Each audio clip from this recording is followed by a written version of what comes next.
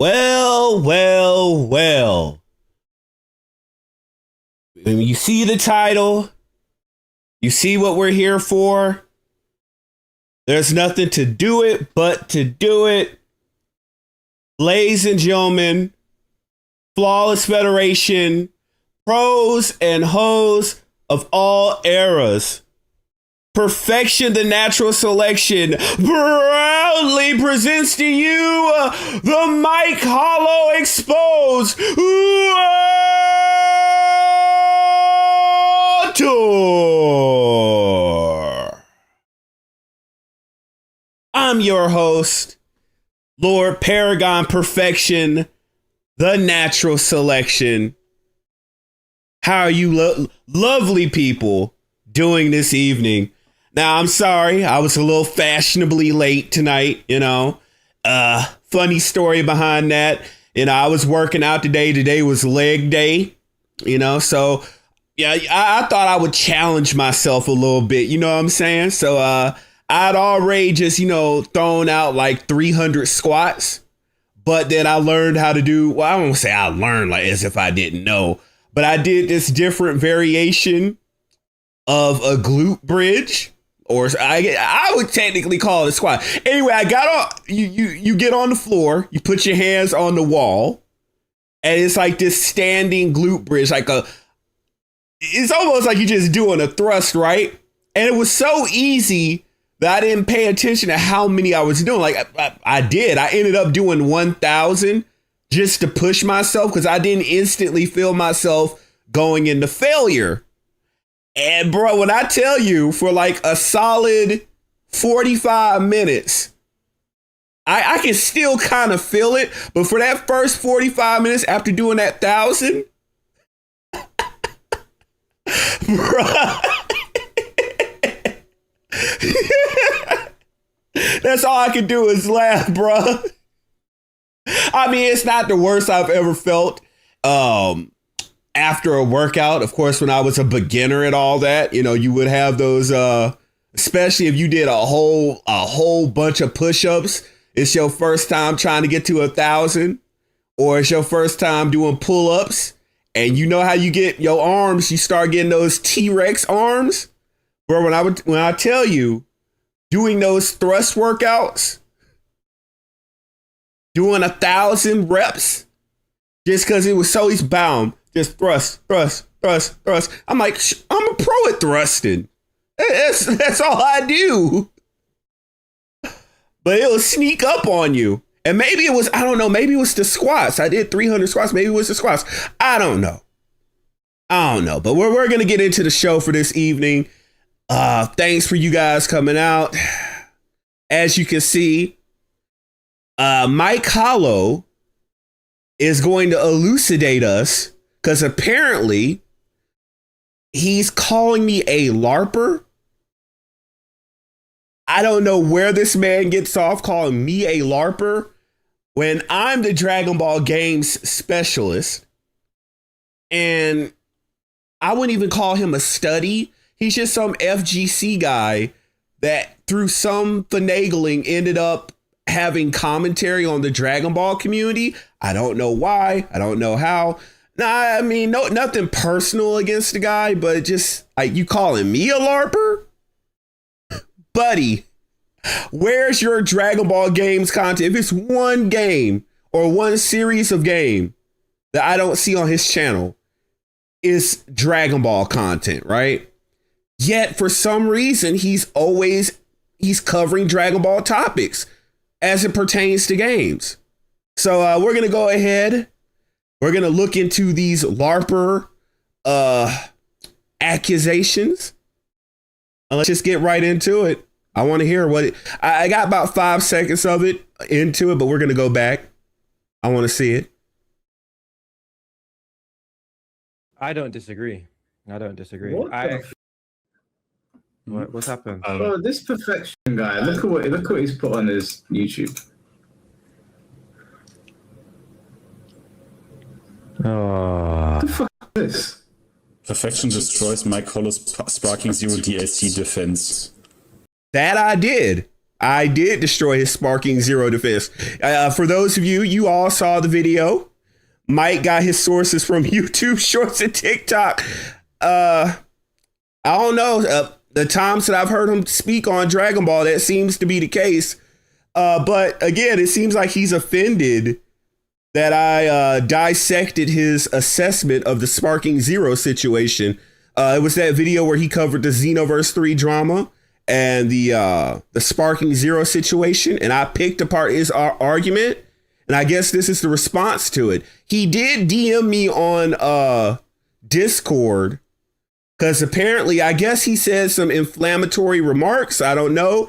He was apologetic, so I don't know what's been said, but we're gonna get to it apparently. I mean, at least he's you on the thumbnail. True. I mean, You know that's what he does. Yeah, that's actually what he's done in the past. Yep. You're not wrong. not my most pleasant true, but like actually true. Like Might follow exposed. Hey, perfection. Let's not do this dance again. Yeah, Bro. it's true. Yeah, Mike. Let's not do this dance again, where I beat you and your little cohorts there for 10 hours? 10 hours straight of me just destroying you lot. Yeah, I imagine you don't want to do that again, because unlike other people that you've called Larper or a Dragon Ball Larper, I'm the one that you couldn't overcome. I mean, I know that the other person, the mad one, screw it, MBA, I know that he rage quit your stream. He couldn't go 10 hours. Didn't he rage quit at like hour 7 or 8? And I guess you feel pretty full of yourself that you want to call me a Larper? Bruh, I eat, sleep, and breathe Dragon Ball and Dragon Ball games. It courses through my veins. So for someone to try to call me a Dragon Ball Larper when I don't see any content on your page, not any Budokai, not any Tenkaichi, not any Raging Blast, any of that, definitely for him to do all this defending, I know he can't have Xenoverse 3 on the channel, right? Because it's not out. But no Xenoverse 2, and especially no Sparking Zero. So for all the defending and caping that he does for Sparking Zero, I notice an extreme lack of Sparking Zero content on his channel. He plays a lot of games in the background of his live streams. So I wonder why he doesn't choose to play Sparking Zero in the background of his live streams. I don't know. I mean, I can't determine the schedule of someone else's stream, but if I were defending a game as hardcore as he was, I mean, I would have to have gameplay of it. But that's just me. Maybe he's just looking for views. Maybe he's just like, it's not working for him. And he knows the last time he had a pop-off was when he came over to your channel. And actually, let's be honest here. I don't think I got a pop-off from being on Mike Hollow's stream. The last time the channel popped off was when Xenoverse 3 news was fresh. And that's just going to be the nature of the beast. If you're a Dragon Ball games channel, you're in a niche inside a niche inside a niche. You're already in the anime niche. You're then in the anime games niche, which is within the Dragon Ball niche, which is also within the Dragon Ball games niche. And it's just not hot. So you usually, that'll do well around news, around, I don't know, fresh game releases. And honestly, you do it for the love of it. If I were really after numbers, trust me, I would have umpteenth videos covering the GTA 6 situation, Fortnite, I guess. I mean, if we're paper chasing, that's what I would do. But I love fighting games. I love Dragon Ball games, anime games. And it just so happens that right now, it ain't hot right now. The game sector, the fighting game niche, it ain't hot right now. So I don't know what he's on about. No, you guys have got to see this fucking picture, Perfection's video. Oh my days. This fucking guy is unbelievable. Oh, let me see. did he rape you? Oh my. Oh no, he's. He's mad. He's mad at the Pride. Oh no. Oh no. You got to remember, Mike Hollow, he complains anytime a fighting game is going to add female characters. He's got to break into his situation room. Every time they were adding in Tekken 8, they were adding Miari Zo. Man broke down and had to have a live stream, a situation room. I think I was a part of one or two of them where he had to break down, discuss why it was wrong to have a female be the reincarnation of Ogre or however that lore goes, right? And he said that the only way he would prefer the reincarnation be a female is if they look like, I don't know, Zarya from Overwatch. The guy has a problem with femininity. He does not. I just feels like he has something against women, because every time, especially if it's an attractive woman, he has a problem with it. So I know that when he saw all this, when he saw the Pride members and each one is just peak female beauty, it broke him. He short circuited. You can see it. He's trying to put it off as laughter, but nah, bro. We clocked you. You have something against women. I can't deal with this guy. I can't deal with this shit, bro. Oh, what's with the Austrian being there or German? What's with him? I mean, but isn't he bigger than that though? Do you remember he said that he's basically Broly? Bro, he said so much. He said that his back was like, how long? He said his back was like a meter wide or something. Do you remember? Yeah, he said something. I didn't say all that. I remember, and it is true, that physically I would be like Bobby Lashley, but like minus about 20 pounds of muscle. Like, I'm not as big as Bobby Lashley, but if you saw me, I'm a built motherfucker. So, you know. Crazy shit. He said so much dumb shit. I mean, he was. What did he compared himself to? Yeah. He compared himself to a wrestler or a fighter. Yeah. He was just like, at least he remembers that much. And I googled the guy, and he couldn't fit through doors, bro. Yeah, and I googled this guy, and this guy Bobby Lashley can fit through doors. What is he talking about?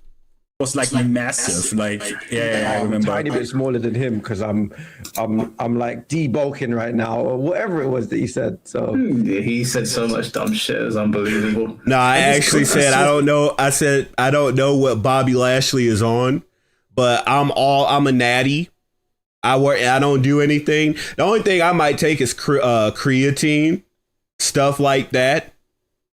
But like I don't do the HGH, TRT, none of the steroids, no peptides or anything like that. I'm a natty, so I'm not quite as big as Bobby Lashley, but you know, I get my sets in. Oh, actually, yeah, there goes my kettlebell. I'm over here working with like 50-pound kettlebells, just repping. That's not even max.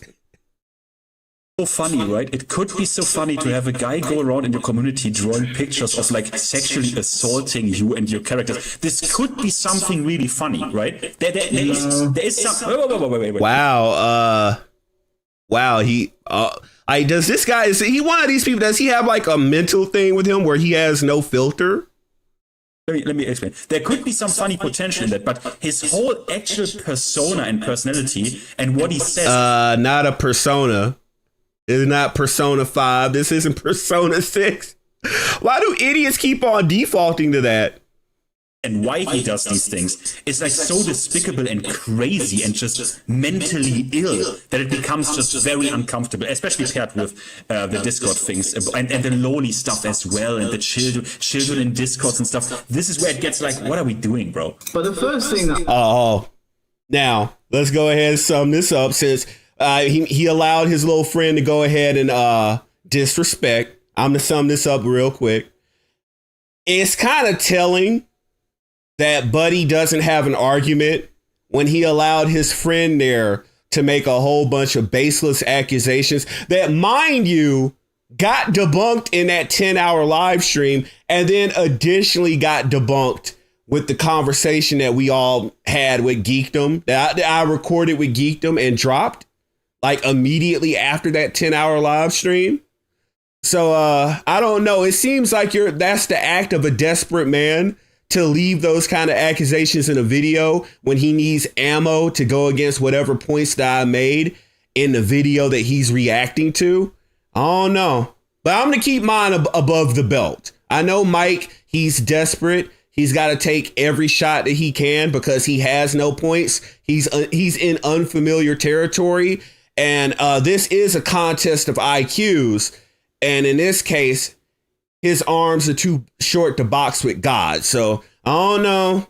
I'm going to go ahead. I'm going to take the high road. I'm going to go ahead. I'm going to keep it above the belt. I could go in on Buddy there and his accent and the fact that he's a nobody that I don't know. I mean, I know a lot of people on Mike Hollow's stream. I know who Tom Brady is. I know who Avatar Yaya is.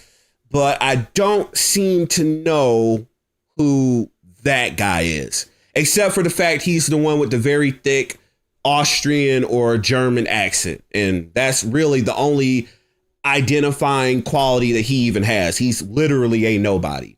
But let's get back to the stream. I want to address it, and I need to make it very clear. If you go through my channel, you'll see how much I've been on Bandai Namco's neck over the course of the last 3 years. I am not here defending Bandai Namco. That's what you're doing. In defending Bandai Namco. But I've damn right, past perfection. That's what he's doing. Just say something because people want to hear it.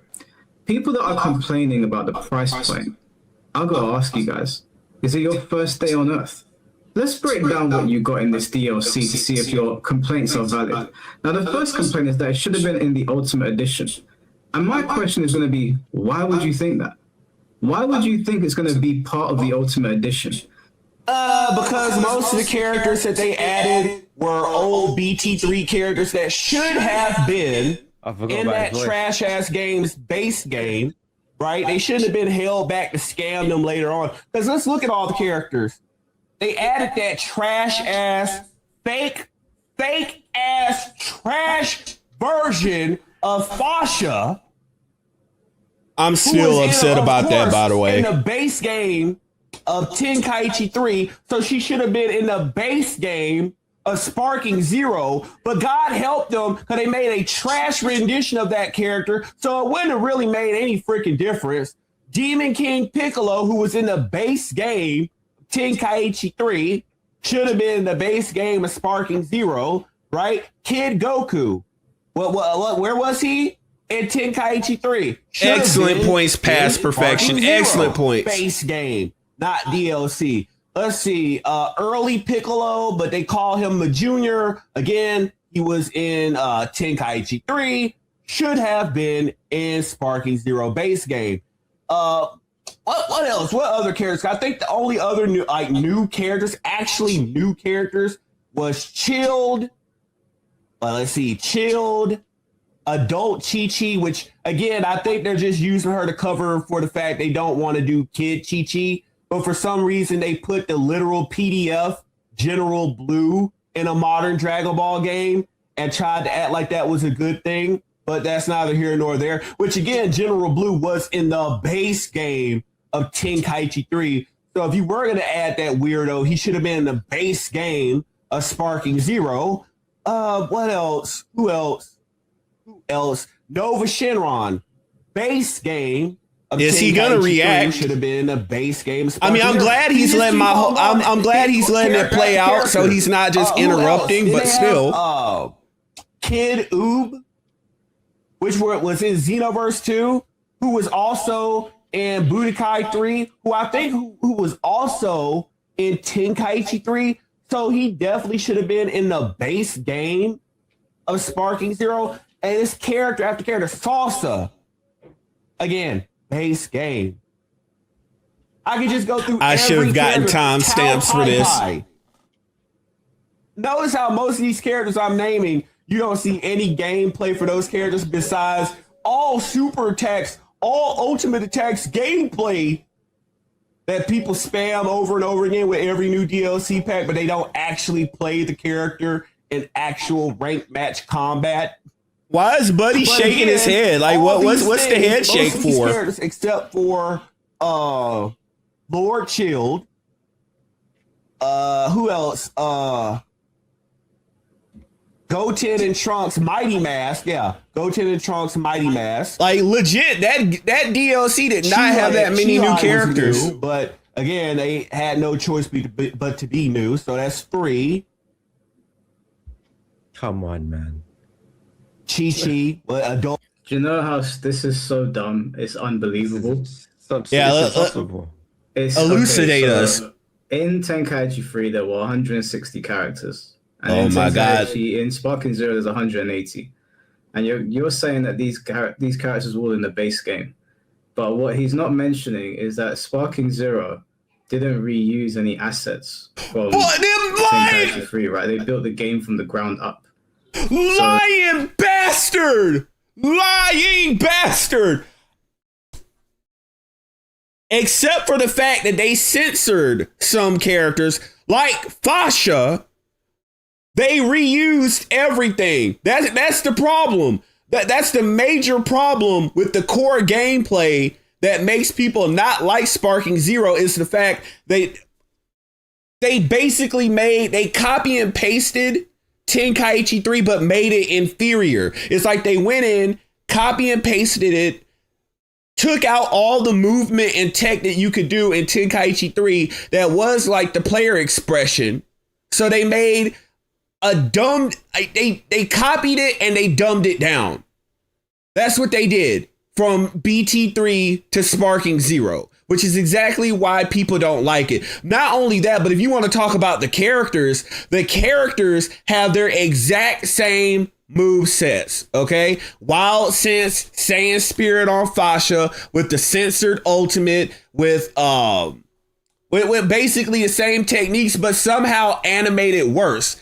And that's exactly what they've done with all the characters. Now, I don't think he understands that the issue is that if these characters appeared in Tenkaichi 3, they should not be DLC. They should be core game.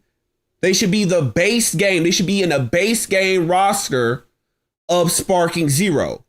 Why would you pay for old characters that are not new to the franchise, right? Notice I'm not complaining. I don't play the game, but let's put it like this. Like, let's say if Xenoverse 3 were good, and let's say that it was worthy of buying, but they went in and they took away the Dragon Ball superhero characters. They took away, I mean, we know they have DBS Broly, but let's pretend, just humor me for a bit. Let's pretend they took away the Dragon Ball Super Broly characters, right? They took all that away and they basically just had the story mode and the game stop at the Tournament of Power, like right at the end of the Tournament of Power. But you know that we've progressed well beyond that, and all those characters should just be in the base game of a Xenoverse 3. Mike Hollow seems to not understand that from game to game. If they appeared in Tenkaichi 3, you should not, they should just be covered in the base game. It's that simple, and you should not have to, you shouldn't have to cut those characters out as DLC, because you're basically, I just don't get how a person doesn't understand that. Like, what do they need to do in order for him to understand? I feel like the only way that he could understand is if we were to take Tekken, and I mean, they sort of already did this with Heihachi. They took him out and he's practically in every Tekken, right? He was in Tekken 4, 5, 6. I know about 4. I think he was also in 3, 2. He's been in every Tekken game, and they teased that he wasn't going to be in 8, but then they made him a DLC, right? But let's pretend they take that a step further and they take out Kazuya and Jin, right? So no Kazuya, no Jin, no Heihachi. And they make you start the base game with no Mishimas, right? And then they turn around and they try to charge you, whether it's not going to be individual, but let's say as a DLC pack, in order for you to get Heihachi, Jin, and Kazuya back, they charge you an additional $35. This idiot wouldn't see a problem with it. And again, this is why I said, again, especially they might get away with that in the traditional fighting game sector, but that is really egregious to try to pull in the anime games sector. So like if they made a Naruto game, right, and it's supposed to cover everything up to the beginning of Boruto, and for some weird reason they took out Sage Mode Naruto, KCM Naruto, and Bijou Mode Naruto, and all you had in the base game was base Naruto, and then the regular red tailed transformations for the Nine Tails, right?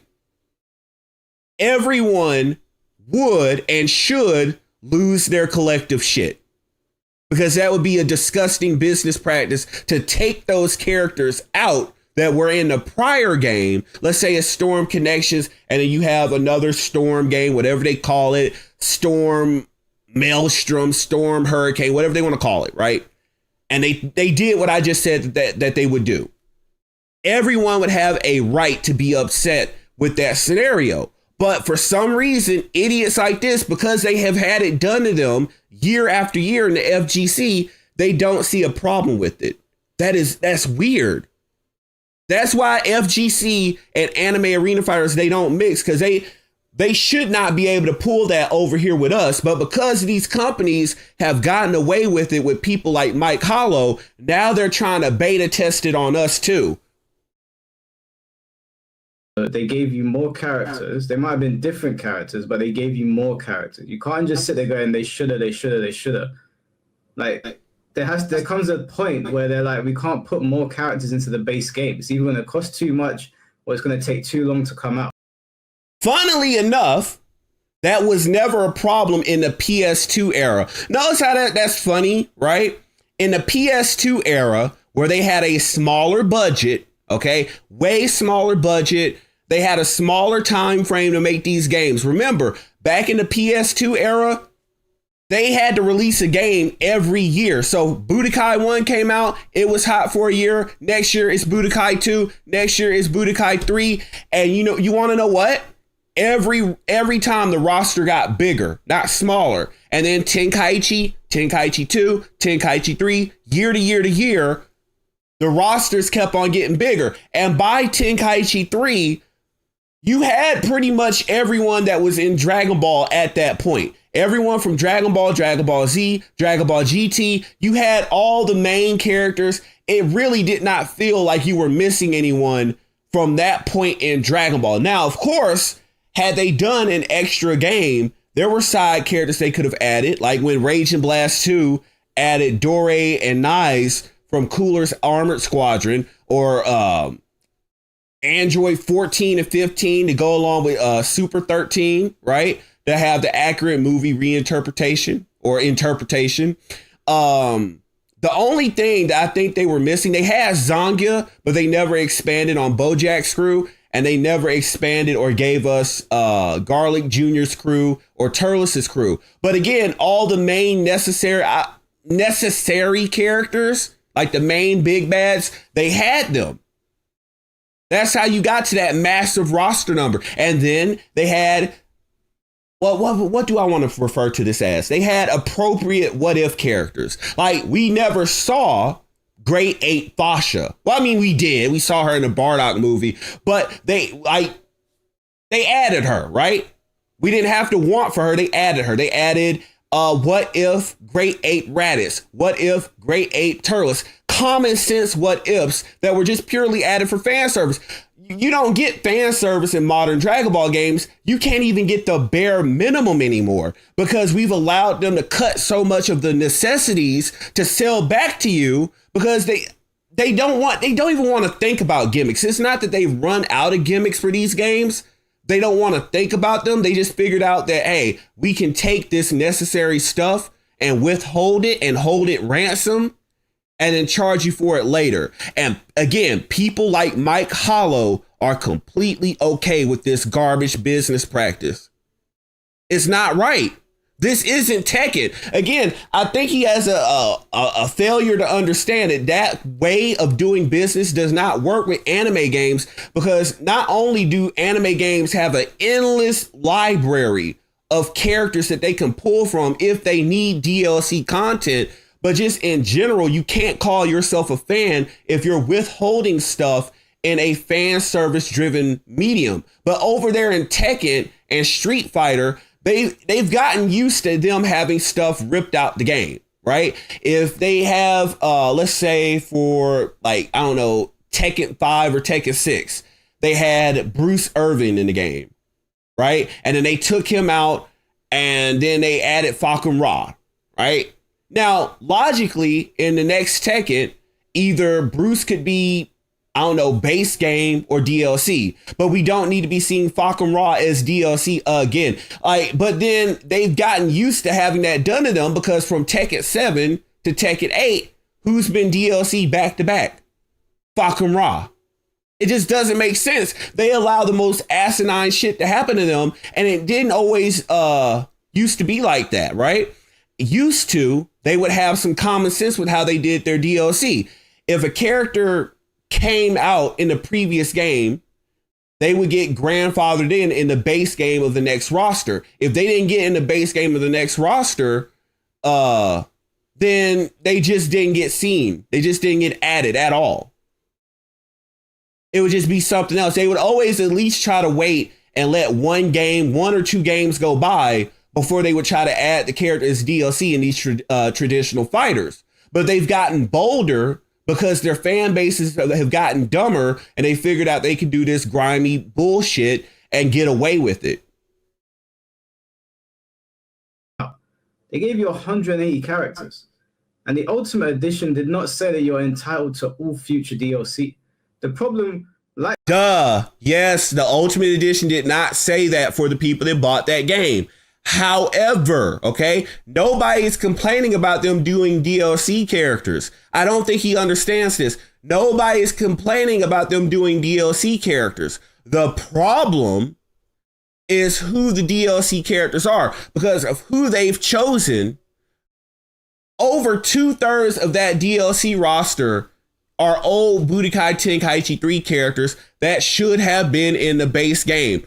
Only 11 out of that 33 are actual new characters that were justifiable DLC. The problem with Dragon Ball games is that it never feels like we're growing. It doesn't feel like the roster is getting bigger and bigger. They're starting to try to do the traditional fighting game DLC of taking necessary characters out and withholding them and adding them back as DLC. That's why they keep on doing what? Shao Kahn DLC in Mortal Kombat games.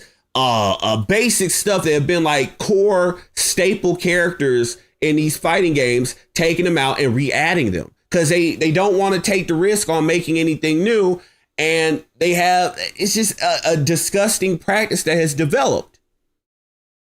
And the fan base has allowed it to develop. Now, what we're trying to do in the anime games, anime arena fighter sector, we're putting our foot down. We're saying that's not acceptable. And it's not. It is not. You're not in a competitive space. You're in a fan service space.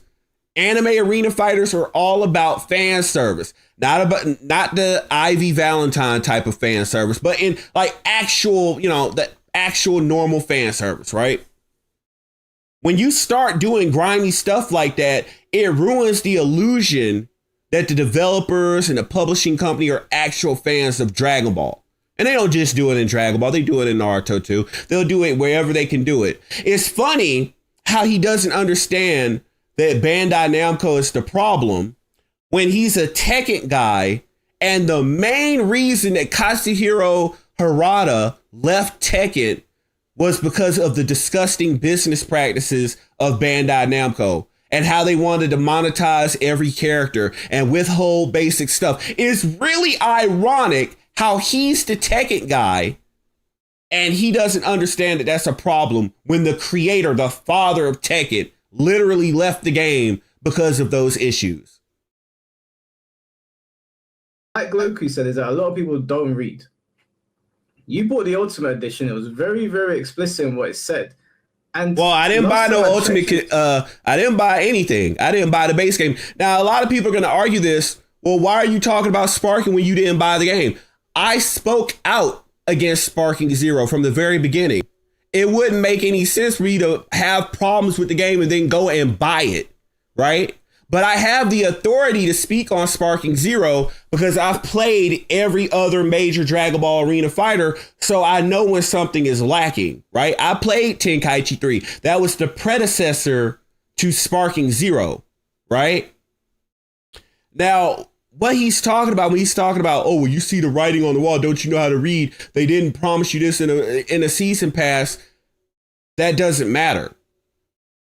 These are base game characters. If you really needed more DLC ammunition, there are tons and tons and tons of characters that have never been featured in Dragon Ball games before. There's an ethical way to do Dragon Ball DLC, right? It's called effort.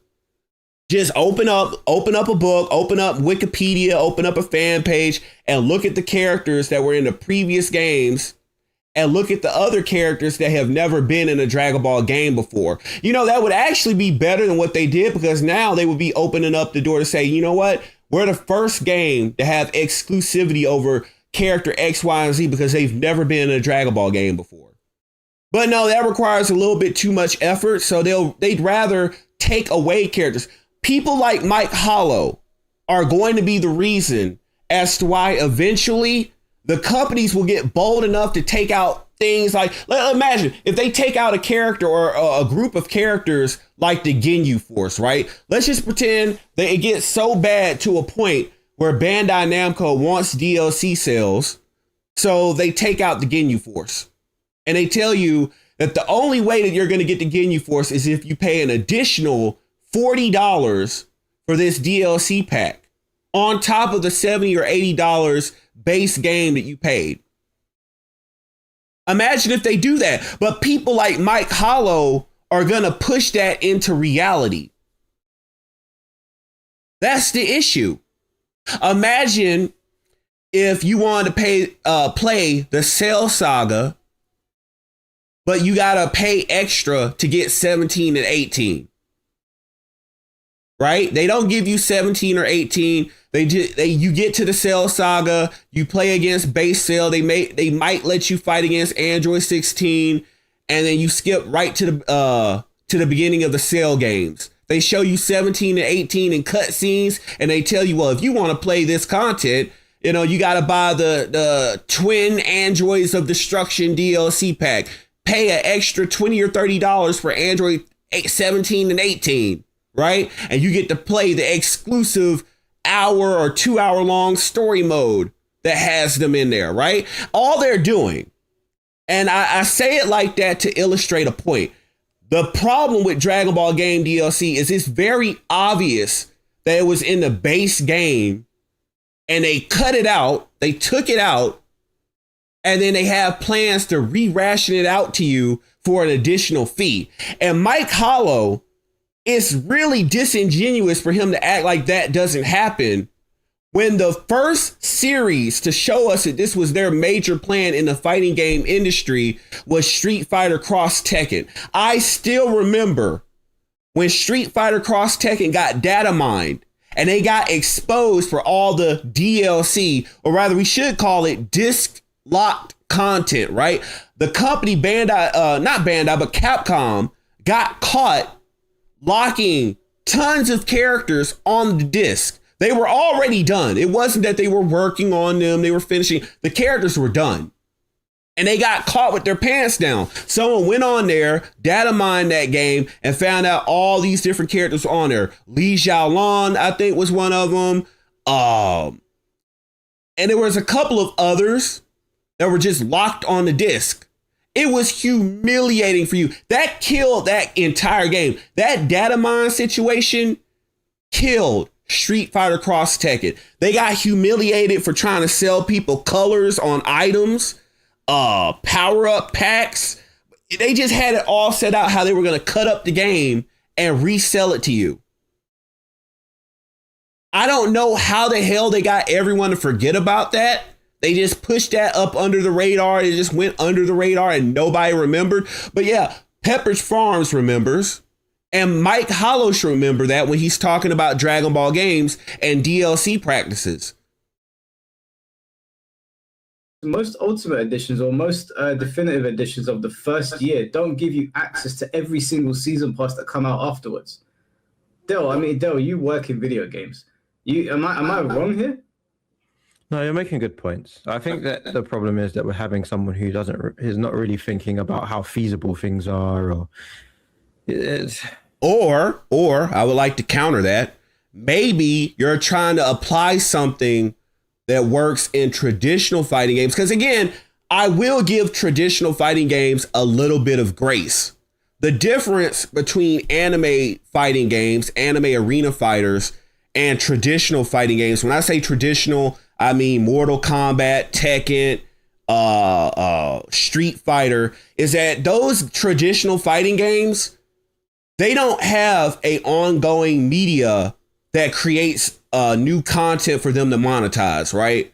So in the beginning, when they started taking characters out, like maybe they wouldn't show up for 1 or 2 games and they would turn around and make them DLC, it was a little bit understandable because Street Fighter, I mean, it does have an anime, but it was that old 90s anime. They don't have an ongoing manga or anime for them to generate new characters to make as new DLC. Same thing for Mortal Kombat, same thing for Tekken. So, okay, fine, we'll let them slide with that. But then they've gotten greedy and they're taking basic stuff out.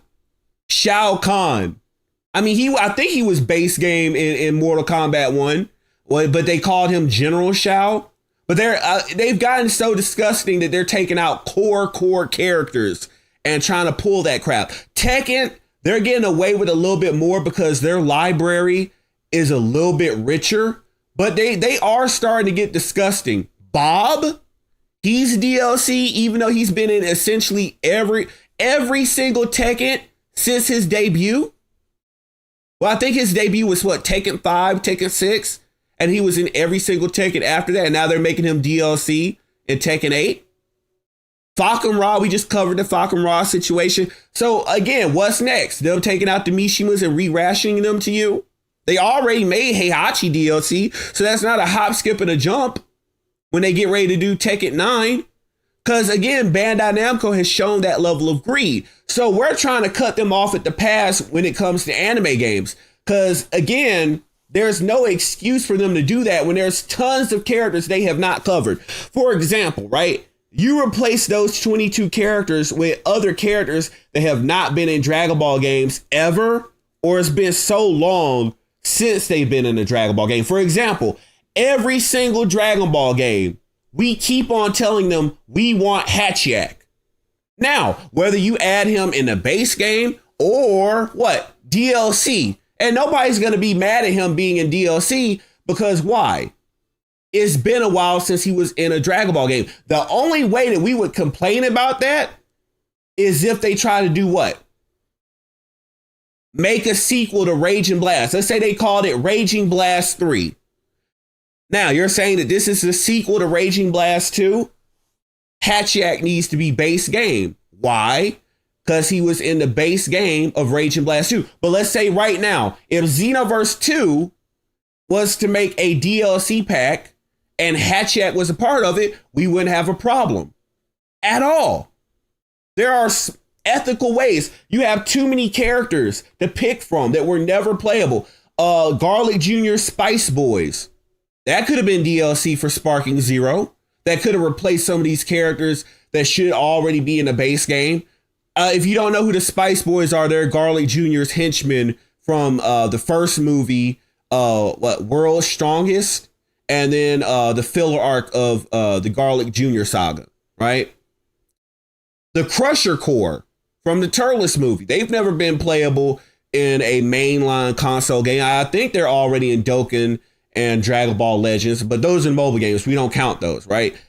They could be DLC. We've never had them. A character like Olibu from the Otherworld Martial Arts Tournament, he could be DLC. There's characters on the table. You're just not using them. The only character they added in Sparking Zero that was a surprise to me was Chilled. That was it. But I don't have Sparking Zero and it's a trash game, so it's wasted on me. But I mean, that's the only real addition they had to that game outside of padding it with characters that should have been in the base game. But it goes on and on and on and on. They have material. They're just being grimy about it. His arguments are based on feelings. He doesn't understand how things work. He has no idea. You guys think that these guys just shit out assets? This is a brand new game from the ground up. Yeah, buddy. Number one, there's nothing emotional here except seeing them kill something that was a core part of all of our childhoods, right? By being greedy. And you're talking about them shitting out assets. Dragon Ball is nothing but a whole bunch of assets for them to use.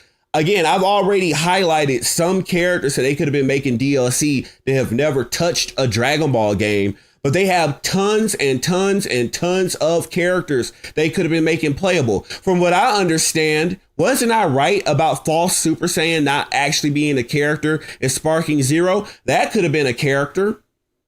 Again, they have tons of content and material. They're just not using them. And that's not even talking about the manga stuff that they can't touch that's in dispute right now. There's just a ton of stuff from the movies, tons of stuff. Like, for example, BoJack's crew. They got Zongia, but again, suck ass game. But they don't have BoJack's other crew members that have never really been in mainline Dragon Ball games. That could have been additional content.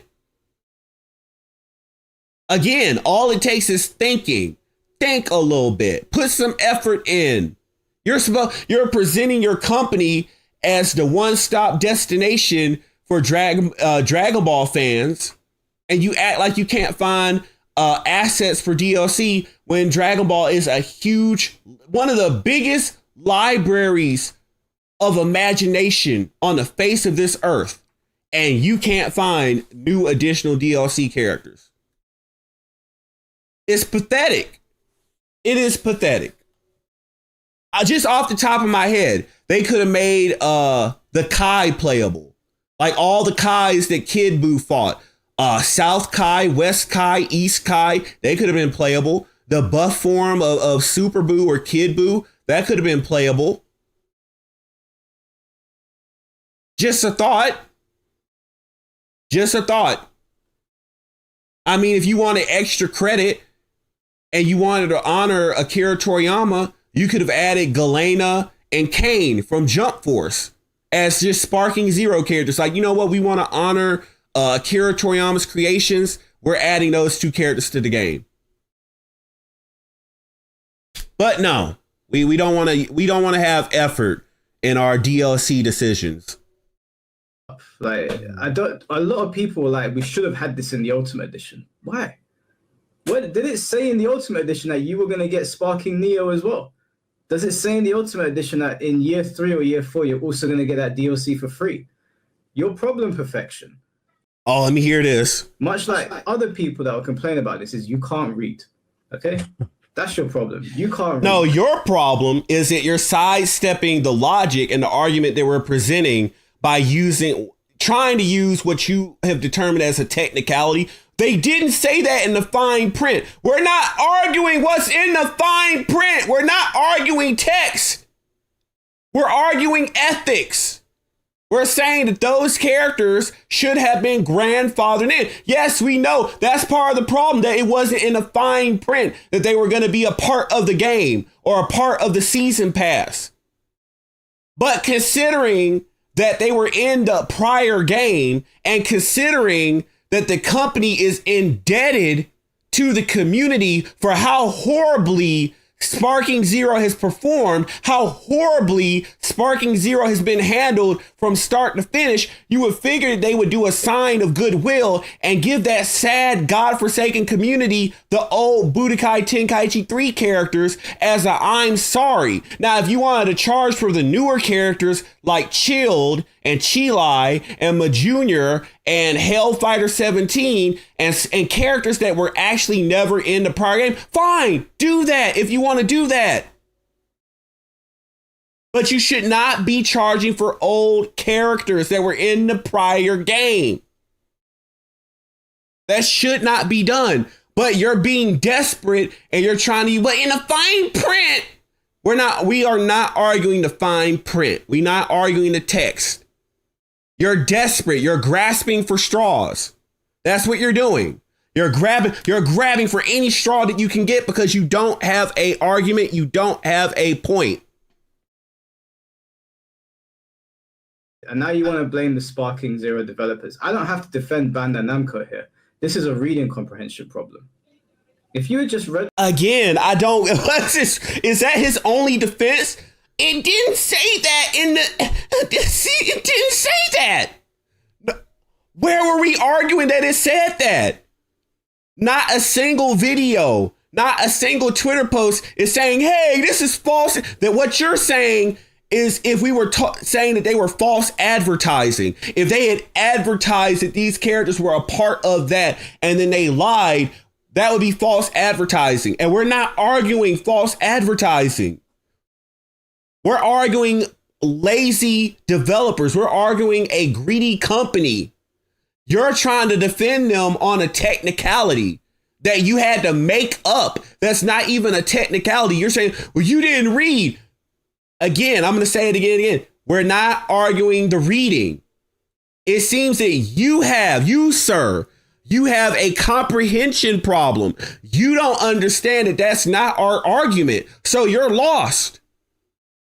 Again, you're an FGC guy, so you don't understand the problem here and you're out of your element.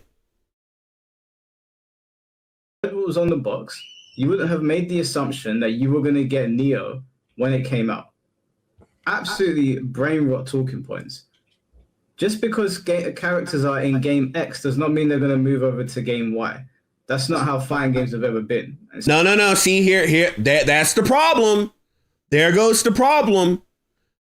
That might not be how your traditional fighting games work. I know that about Tekken. I play Tekken. Now, again, I'm saying that he's the Tekken guy since that's his thing on his channel, but I play it too. I know all about how Street Fighter, Tekken, and Mortal Kombat work. We talked about it earlier. Yeah, you guys allow them to do that to you, but that doesn't fly here over in the anime arena sector.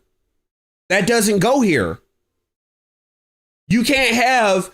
for example, you can't have Storm 2 come out and we have Sage Mode Naruto, and in Storm 3 you want to make him DLC, and your story mode is covering the exact section where that character is supposed to be at, but you're so greedy that you want to make him DLC. That would never fly. The company would get absolutely obliterated trying to do something like that. As well they should. Anime games, anime arena fighters, they work differently. You cannot do that. Whenever you do DLC, let me explain something since he's hard to understand. Since we have a failure to communicate. The only ethical way that you do DLC, let's just use Dragon Ball. Let's simplify. Let's use Dragon Ball, for example. If you want to make Dragon Ball DLC, you have got to add things that are either A, rare characters, B, new characters, never before seen. Those are the two characters never before seen in the Dragon Ball game. So right now, like I said before, if Xenoverse 2 added Hatchiyak, we would actually be okay with that because it's not a Raging Blast sequel, and he's a rare character that doesn't really show up that often in Dragon Ball games media. We would be okay with that. If they wanted to make DLC out of all the Gods of Destruction, right? They made all the rest of the Gods of Destruction playable.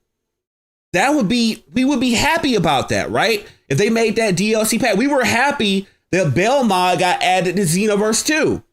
But you know what was upsetting? That we didn't get Margarita. We didn't get his angel. Well, you know what was even more upsetting? That even though Xenoverse 2 got added with the God of Destruction DLC update with Belmod, right? But then I could feel how upset the Sparking Zero community got when they didn't get the same thing. When they didn't get a character like Belmod, where you're sitting up here copying and pasting Beerus to make Champa. When you're literally copying and pasting the exact same moveset and acting like you don't have all these other gods of destruction that should be playable. Hales, Liquor, Cedar, Arbok, the weird looking one, the one with the pink eyes. He looks weird, but I think his name is Arbok or something, right?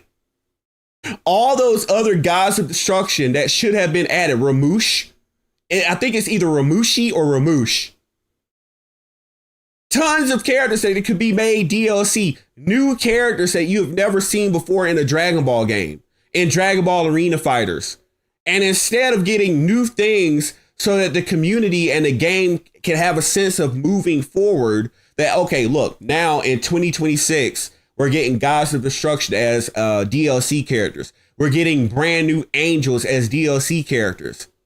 We're getting additional Tournament of Power characters as DLC characters, so that every time we get DLC, it doesn't feel like the same recycled roster of withheld DLC content, disc locked content. That's the issue here. You don't understand that concept. You're so used to them taking out Liu Kang from Mortal Kombat whatever, and then re-adding him as DLC in the next one. You're conditioned to accept them removing Mika out of Street Fighter 6 after she was in Street Fighter 5 to re-add her later as if it's a big deal.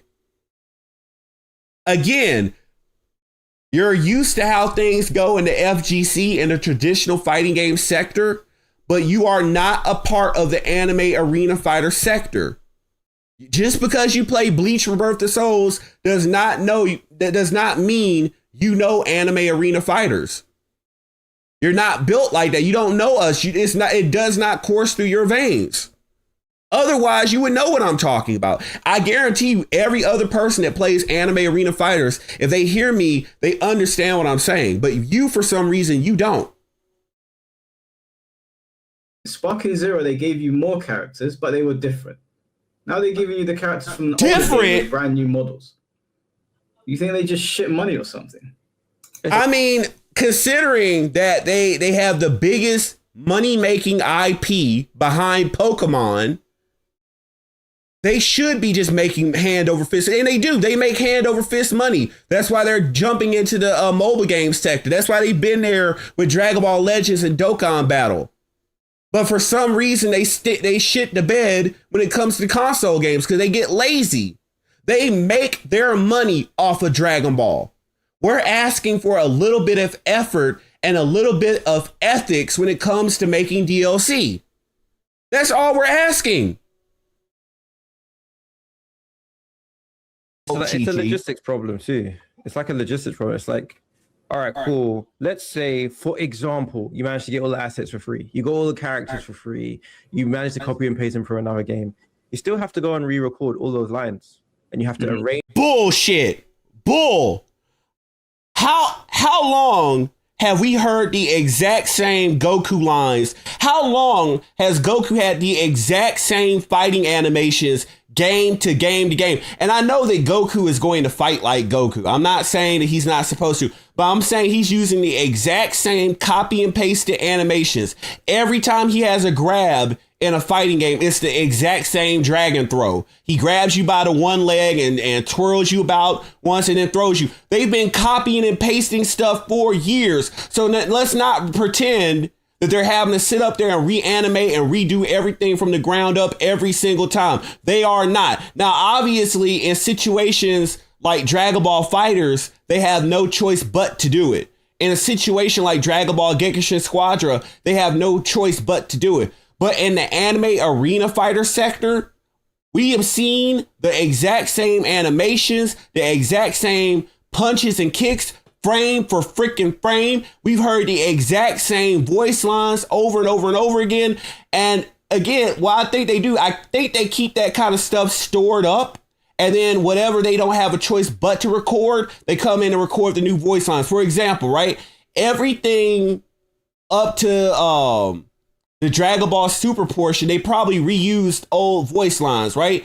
Because again, with Dragon Ball Super, they don't have a choice but to record new stuff when they do the story mode portions and stuff like that. But with the combat animations, right? It's the same battle grunts. It's the same Kamehameha. It's the same stuff. They are not doing brand new recording sessions for that type of stuff unless they have no choice but to. So I don't know what the hell he's talking about. Change those. You have to make those contracts for every person, every single role they do. You have to try and figure out a schedule that these people are available. Everyone, Megamind, everyone is bored of that game. Every DLC is the same thing. They pick up the DLC, they play it for about an hour, they're already bored and done with it. The game was like that. People were done with that piece of crap game in the first weekend.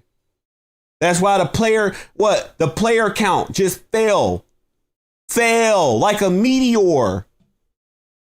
You can't, people like this are never going to address the negatives, or when they do address the negatives, they're going to try to manipulate it and downsize the negatives. Like, okay, yeah, the game lost 90% of its player base, but isn't that how all fighting games work? No.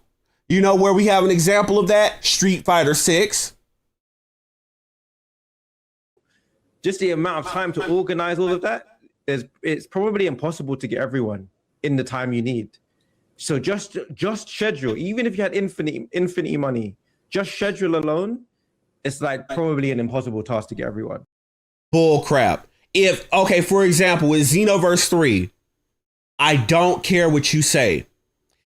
You had 10 years to work on that game. It's gonna reuse the same assets. It's probably reusing the same assets as Dragon Ball Z Kakarot. Let's be honest here, right? But nonetheless, you're reusing the same assets. There's no reason I should be hearing already that the producer is wanting to cut the roster back because they have got to do that because it's a brand new system. That's just a BS excuse that they tell stupid people because they've gotten a couple of people to go along with it. And we used to give them that kind of credibility when we were shifting between consoles, right? So when they got done with Tenkaichi 3 and we went to PS3 and we got the Raging Blast series, we gave them a lot of grace when a lot of people from the BT3 roster didn't appear in Raging Blast 1. Why? Because they had to rebuild the system and they had to update for the new graphics of the PS3. Okay, we gonna let that slide. Then we came back with Raging Blast 2. They changed the graphics radically between Raging Blast 1 and Raging Blast 2. But what did we notice? That was the movie plus game, right? That's when you start seeing Cooler, Janemba, Android 13, and they always do that pattern, right? First game is like the Dragon Ball Essentials pack. Frieza, Cell, Buu, all the bare minimum necessity characters. And then when they do the sequel, just like they did with Xenoverse, the sequel is like the movie game. That's when they toss in the movie characters like Janemba, 13, Bojack, if they're even going to toss in those characters, right? And then the third game is supposed to be the culmination game. That's where you're supposed to have everyone, no questions asked. GT should be filled up. All the movie saga characters and special characters, OVA characters, that's supposed to be done by the third game. And they start getting grimy and just doing one game, two game, reset the game name. So, Raging Blast 1, Raging Blast 2, we should have Raging Blast 3. Oh no, we got Ultimate Tenkaichi, so no complete roster in the third game. They come out with Xenoverse 1, Xenoverse 2, and now rarely, in a rare instance, they finally have a 3, and they're still trying to finagle a way to cut the roster down because, we had to rebuild the system from the ground up. Shut the hell up, lying bastards. You just want to cut the roster so you can charge people another additional $40 or $50. And it's not the fact I got the money to buy that. Just ask my art collection on Rule 3-4. I got the money to cover that. But it's the principle of the matter. I'm not going to pay for that when I know damn well what they're trying to do. If you read a lot of these articles, it's always been these companies' goal to charge more for these games. They've always said under their breath, man, y'all are getting away with these games only costing $70. So what they've done, especially, it's more noticeable with the anime games because we know the content they're covering is not that they have to take all this extra effort to rebuild this, rebuild that. We can see the reused assets, right? You just devised a plan to play around with the roster, cut characters out the base game, and they're probably still on that disc, but you guys got smarter since Capcom got caught with the Street Fighter Cross Tekken situation. You got smarter at disguising that the characters are already done and already just sitting up somewhere, maybe not on the disc, but on a cloud somewhere, on a PC, on a CPU somewhere, right? And then all you have to do is press a button and magically they're over. You port over their files and they're in the game. It's DLC. But you're not working on them currently. They're already done. They were in a base game. You took them out and you suckered us and re-added them for an additional $30 or $40. Because you're pushing it to where now, when you look at the whole game, after you've gypped everyone for the DLC, you're paying the price of a brand new console. $300, $400 DLC. Let's not even talk about the high-end price when it comes to games like Dead or Alive. People have spent thousands on that. But again, that's a little bit more tolerated because you have to be an idiot to buy all those outfits. But over here in anime games, they figured out how to cut up the roster. In fighting games, they've been doing that for years. They've been getting away with it because people are like little corporate bootlicker bots. Corporate bootlicker bots that will always make an excuse for the $1 billion company. That is the face of this man right here. The $1 billion company bootlicker. And he's going to make an excuse. They have to do it because that's how business works. Oh no, business works how the consumer says it works. Because if we don't spend the money, you're going to have to change something up. Or just close the studio down. You're going to have to find a better way to do business.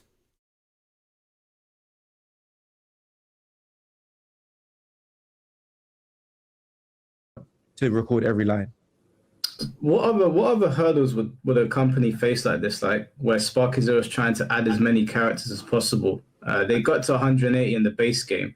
I think the game before Neo came out had over 200. A lot of people are complaining, saying that it should have had all of Tenkaichi 3's characters plus the new super characters.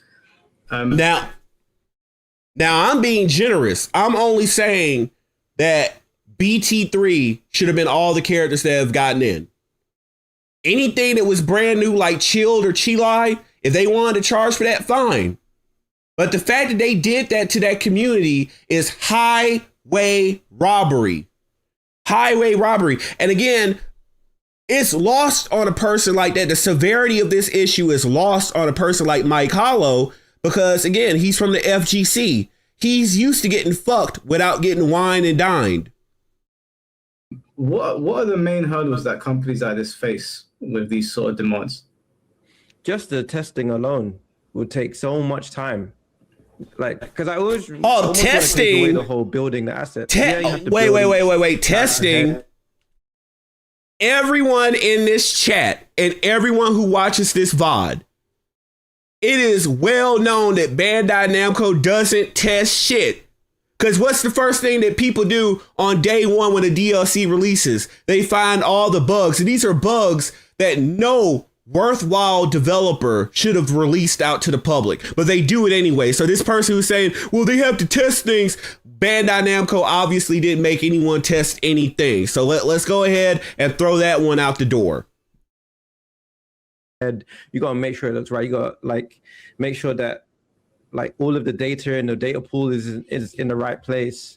Mm-hmm. But just testing, just to make sure things don't break, is like hundreds of hours. Every time you have one of those characters, you need to test every single one of their moves in every scenarios against every other character. That they don't do, by the way. Someone said that to you. I need you to test every single scenario, every move, every command list, every scenario with Goku against every other character. And you did it. And then I said, all right, cool, now do it for all the other characters. Yeah. Just the sheer time alone means that the more characters you add, it's just exponential more time that gets consumed, more people to pay, more fit. And then you got to test that with localization. It's a crazy task to put so many things in, even if you got the character models for free. even if you got the character mod for free. It's like, so essentially, he's making the layer one argument that like a bratty consumer would make, where it's like, just give me, and not taking into consideration what it takes. it doesn't. Yeah, gimme for my hard-earned money. I'm sorry, the developers don't just get to sit on their ass while they put a game on a shitty, they don't even have servers. It's peer-to-peer, not peer-to-server. Every anime game that Bandai Namco has, they don't actually have servers. It's peer-to-peer. It's why people lag switching those games. That's why the netcodes are atrocious, right? It's not that they can't do rollback netcode. We always talk about how they can't do it. Okay, whatever. But they don't even have basic, decent servers to begin with. They used to back in the day. I can say that they used to. Back when it was Raging Blast 1 and 2, they had decent servers. I remember back in the beginning of Xenoverse 2, they had decent servers, and somewhere along the line, within the first, I feel like 2 years of that game's lifespan, it's like they flipped a switch and they decided to just have shitty servers. Because they wanted to cut corners. They wanted to cut costs. Mind you, they're making money hand over fist when it comes to DLC, when it comes to the mobile games. We're literally in Xenoverse 2, we're asking them, hey, make more DLC and charge us. So it's not for them having a lack of money.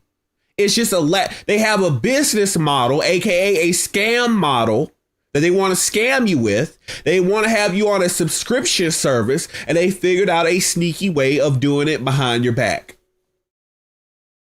It's like things cost time and money. And they made the decision to be like, all right, cool, we think we can do this inside this time and money. You know?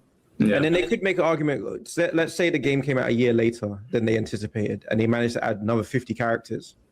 All right, cool, but they have to try and weigh up how much money they spend on the game versus how much they're going to get a return of.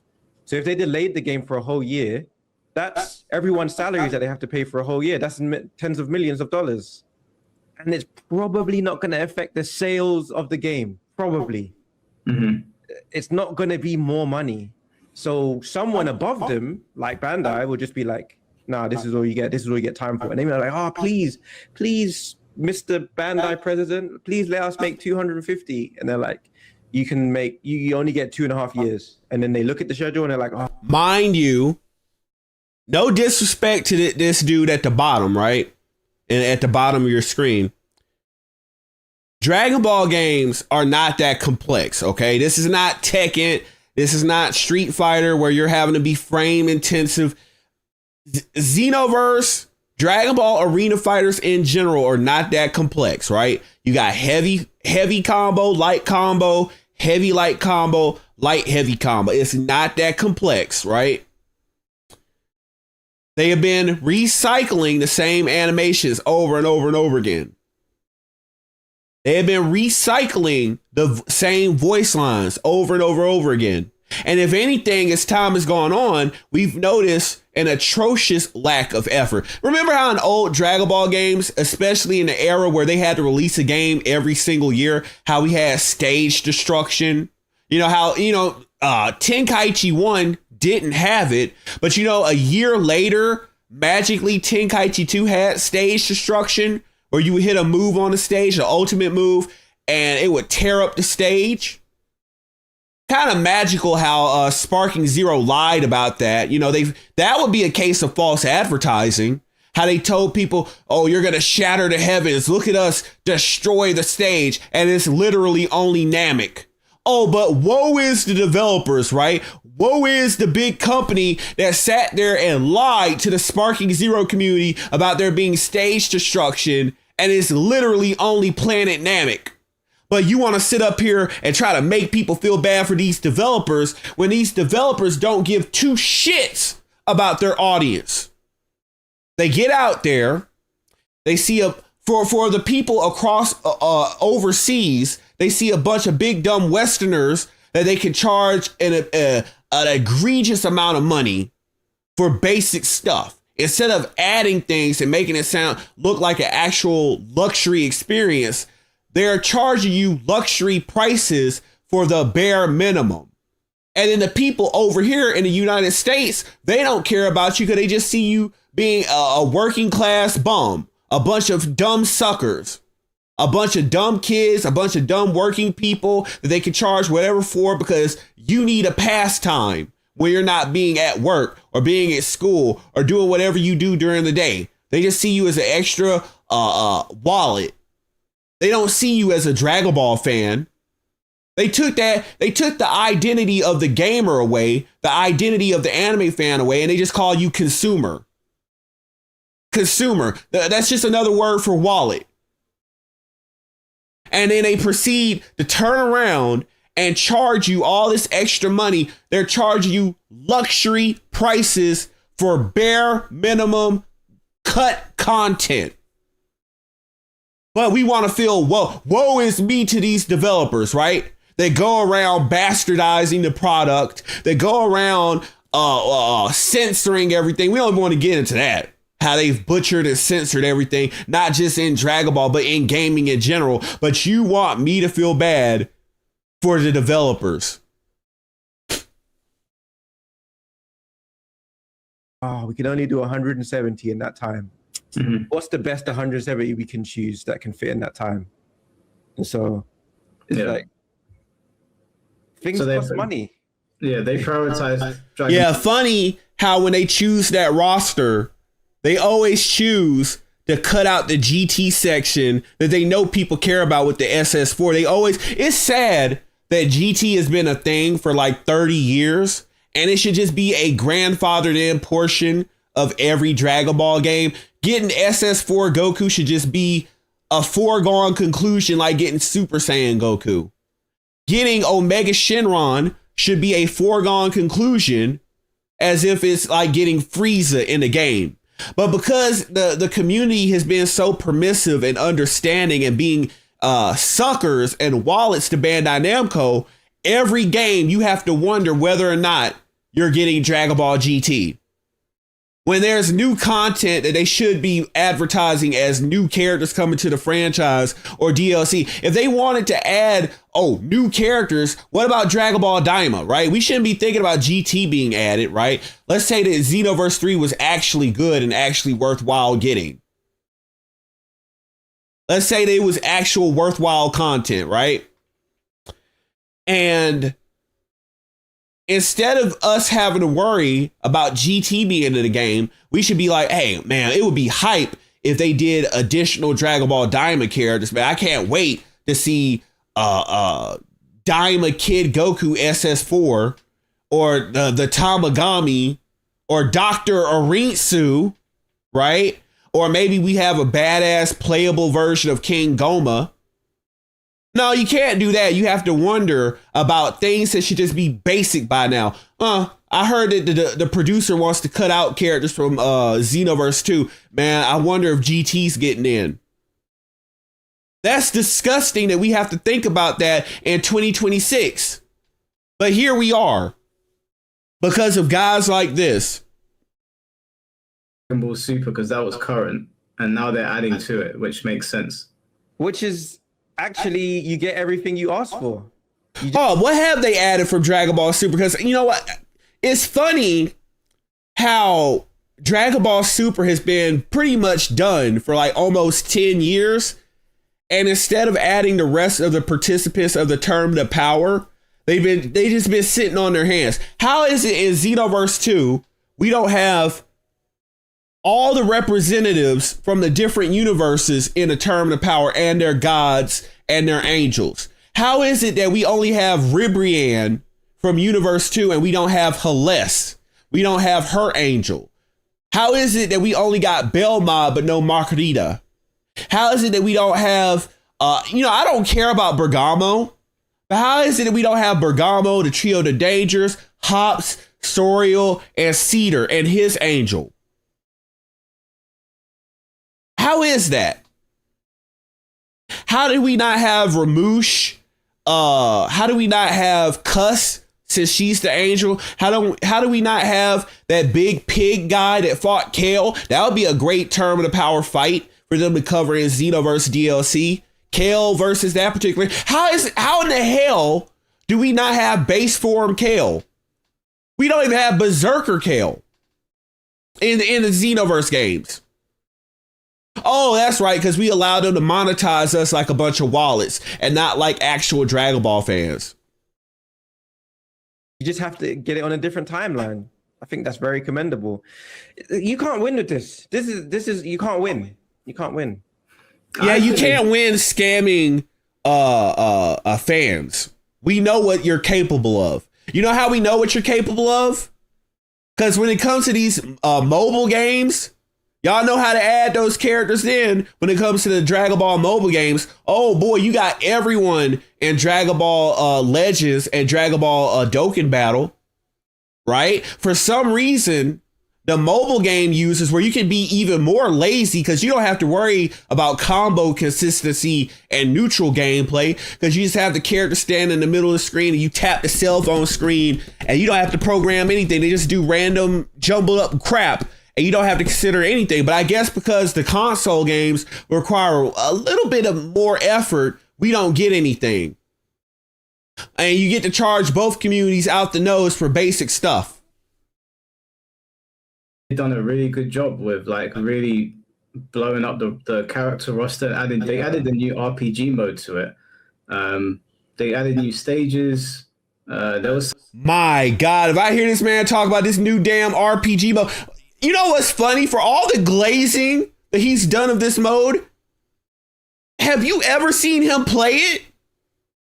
He's beginning to look like Globku and slow plays. You know how they glaze all this stuff in anime games, but you don't ever see them play it? For all the glazing that he's done of Sparking Zero, now I know he can't play Xenoverse 3, but for all the glazing he's done of that mode in Sparking Zero, have you seen him play it once on his channel? Not one damn time have I seen him play that on his channel. But every video, they added the new RPG mode. They added the new RPG mode. Are you gonna play it? No? Well, why are you glazing? Because obviously it's not that good. You're not playing it. But hey, right now, I bet you what, if they added Fasha in Xenoverse 2, you finna see me play that day one. I don't know. I just don't know with this guy. some balance changes and a lot of the characters I went through it with Grandmaster Hawk. He was showing me the differences between the new characters. A lot of them he's played Sparking Zero times exactly. And I was like, you just don't play the game. And it's okay. Like I understand you want to be part of the conversation. You just don't play the game. There's very, very noticeable differences to them. What they saw is they saw a super animation. And they were like, oh, they're the same. And I was like, just maybe shut up. Maybe just shut up. You know, like if you don't play the game, it's fine. But I don't know why you would see that and just immediately assume that you know what you're on about. And he sent me over like a bunch of videos, like breaking down what the differences are between the DLC characters and what the similarities are. And I was like, yeah, these people, they don't know what they're on about. They're just shouting into the ether. Yeah. I hate. Again, I don't know who he's talking about on that last statement. I guess it was someone else, but he doesn't understand why that's a problem. You're not a Dragon. You might play traditional fighting games. You might be aware of Dragon Ball media as far as like the anime, but if you don't see the problem with that person tried to show you, you're not a Dragon Ball games fan. That's like if you took me and let's say you tried to show me an issue with Fortnite. Now, I don't play Fortnite, but let's pretend it's a big issue in Fortnite. And I said that it wasn't a big deal. But mind you, I don't play Fortnite. I don't know anything about it. And you have a person that is something very crucial and important to, and everyone else in that community understands why that's an issue. But then I try to act like, oh, I understand more than you because it's not an issue. You're just being dramatic. It just wouldn't make any sense for me to try to overspeak a person that, again, mind you, I've played all the Dragon Ball games except Sparking Zero. I'll never touch that piece of crap game because it's a bastardization of Budokai Tenkaichi 3. I can see the fact that it's garbage, so I'll never touch that game. And you know what? You know what gives me credibility and the ability to say that? The nosedive in player count. The fact that waves of people on Twitter or YouTube, they've been saying, you know what? Perfection was right. Damn it, I don't like Perfection, but he was right on the money on this one. This game blows. That's where I can get my credibility from, Mike Hollow. If you do even, I want to see what games does he play? Like, does he even have the game on his console for all the glazing that he's doing of Sparking Zero? I guarantee you he probably does not even have that game on his console, and he's glazing it. He's like the opposite of NBA. Like how NBA is acting like he's trying to act like he's upset about things going on with Dragon Ball games. But it's like in that situation, we've never seen NBA play any of the Dragon Ball games whatsoever. So it's like, what is he doing in the argument, right? But then I have to say the same thing about Mike Hollow, because he's the same side, or he's a different side of the same coin. We've never seen him play any of the Dragon Ball games. So why does he have commentary? Neither one of them should have commentary on Dragon Ball games because we don't see y'all playing it. What are you doing?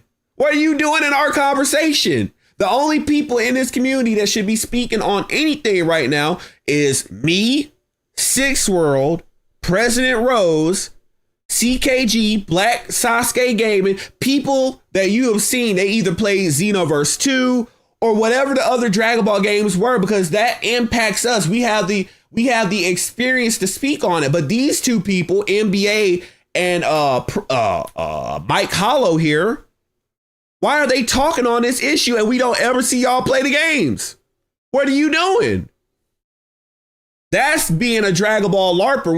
When you're speaking on a subject that would be like me speaking on World of Warcraft.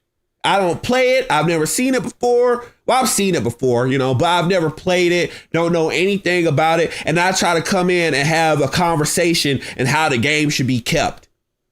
What's going wrong? What's wrong in the world of Warcraft? And all the people that are actually a part of the community, they should look at me and be like, hey, we are the World of Warcraft community. Why are you here? You're not even in this sector. And that's how it feels like when you're looking at people like NBA and Mike Hollow here, because they're not even in this sector. Y'all don't belong here. Y'all are Dragon Ball LARPers. How dare you try to call me a LARPer? Hey, that's harder as well, because you're basically arguing that almost nobody will see all the work they put in the game, which actually makes a better argument for why would we put 250 characters in the game? Because we can even see the people who... Well, I mean, you could get to 250 if you would quit taking out the basic characters and just add on to new characters, add on to never before seen characters. Like, how is it that we're on Xenoverse 2 going into Xenoverse 3 and we've never had Oceana Shinron or GT Goten, right? How have we never had those characters? How have we never had Olibu?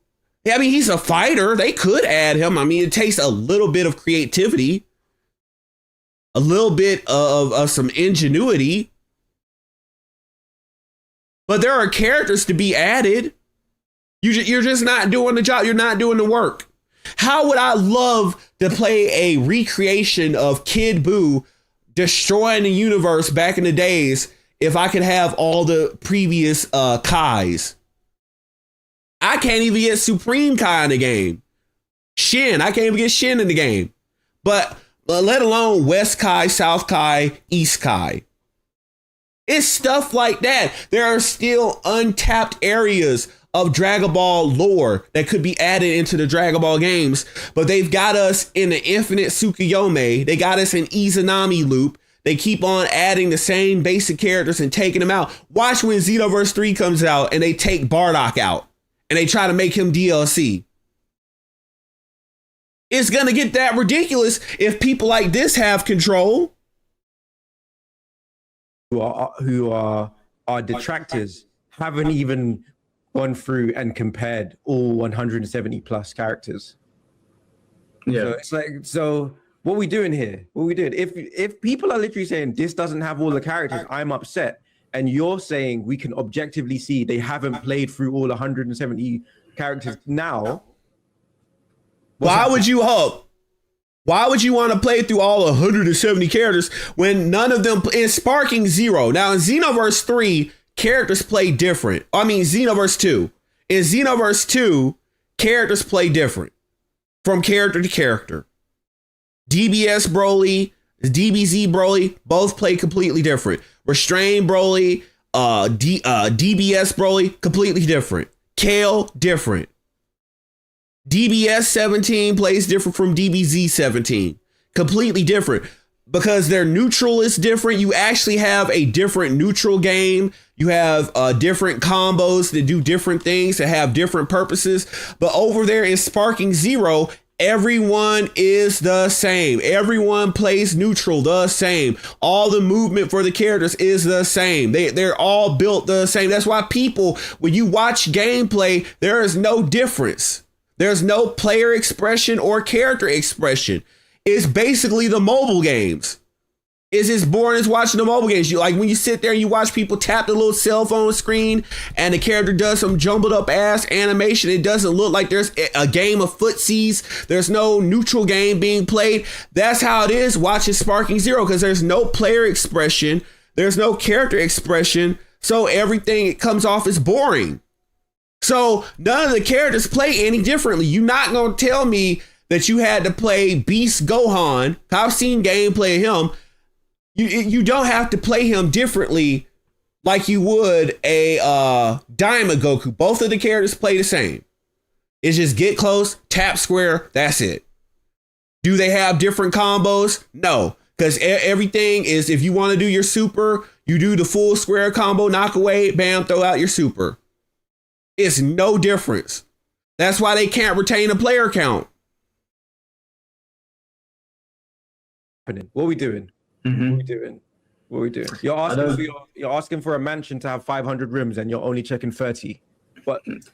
What's going on? Why, when you know they're all going to play the same? They're all the same. And I know that most people don't go through the roster and explore. The only difference is the animation that plays, but the function is the same. You don't have combo resets. You don't have loops. You don't have trap or neutral traps. Area of effect moves. Not all the moves are the same. The only difference is the movie that plays. Everything is the same. That's why people got bored and they left. Tell me I'm wrong. Anyone in the chat, you're welcome to try to tell me I'm wrong. I'm not going to ban you like other people on YouTube that can't take any confrontation. If I'm wrong, tell me I'm wrong in the chat. They stay on one character, which is fine, but yeah. I just don't know why they make these arguments. Yeah, you want to know why they stay on that same character? Because all the characters play the same, and the only difference, here it is, the only difference is the DP value. That's the only difference. This is why people focus on who? MUI Goku and Sparking Zero, whatever fusion character, Whis, and whoever has a high DP value. Whoever is the flavor of that month, whoever has an 8, 9, or 10 DP value. You know how I know that? Because any stream that I go to watch, I see the same damn characters over and over and over and over and over and over again. The same characters, no matter who the streamer is.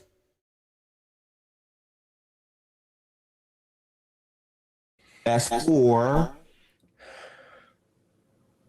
That's it. And the other characters were all from BT3. But again, you're charging for what should have been in the base game. Off rip. I don't even fucks with Sparking Zero. And I felt like these people got done wrong. Because if you bought that piece of trash game, at least they didn't have to double fuck you over and make you pay for something that they clearly just ripped out the game. Just to sell back to you for another extra $40. They didn't rip out the game. You don't know what you're on about, mate. Absolute donut. Absolute. So what proof do you have that the DLC content wasn't in the base game and they just didn't give you the unlock keys? What proof? And you know what's funny? Oh, let me find that. I know that it was exposed that those characters were in the files of they were found by data miners. The characters that got added as DLC and Sparking Neo, it was confirmed that they were data mined. So let me look that up. Sparking Zero data mine.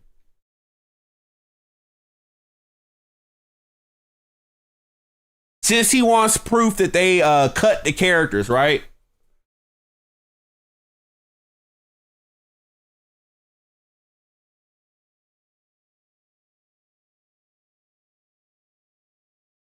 Nope, that's not it. That's not it. That's not it. No, that's not it. I know it's somewhere on here. Let me find it. Cause we had a list of those characters.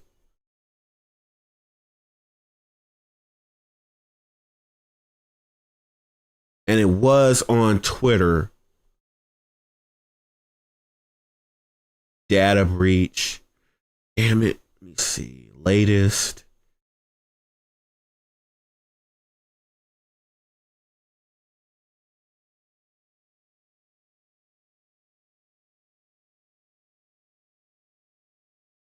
I know that image is somewhere here. Hold on. Bear with me now. I'm trying to find it. I know I've seen it. Dragon Ball. No, that's not it. That's not it. That's not it. And it had to have been in 2025 or 2024. I think that would have been 2024. Let me say DLC data mine. Put it like that. I want to put it on screen.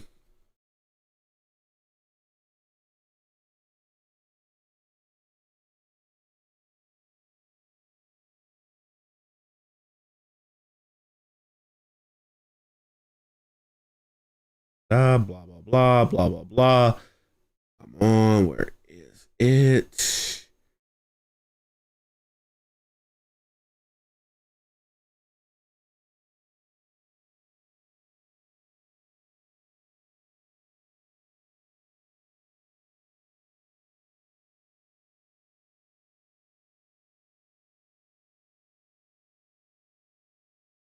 If I wanted to find the buffs and nerf section, I wouldn't be able to find it. They're hitting me with buff and nerf notes. I swear to God, Twitter is not reliable for anything anymore. Like, I typed the exact search term up here. Let me look up Google.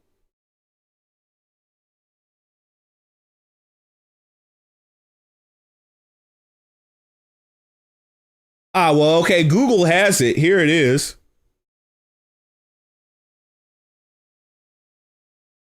Actually, it says exact. Oh boy, help me put this on screen.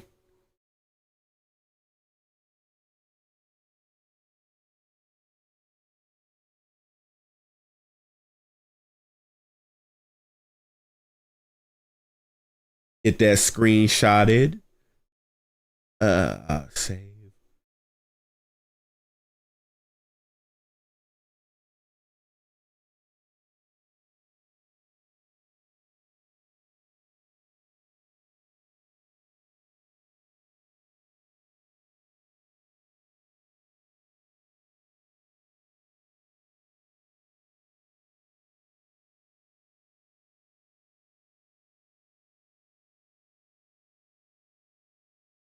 There we go. Found it. Okay.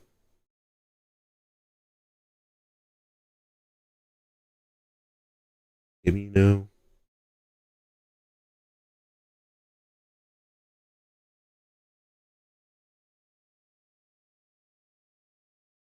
And here we go.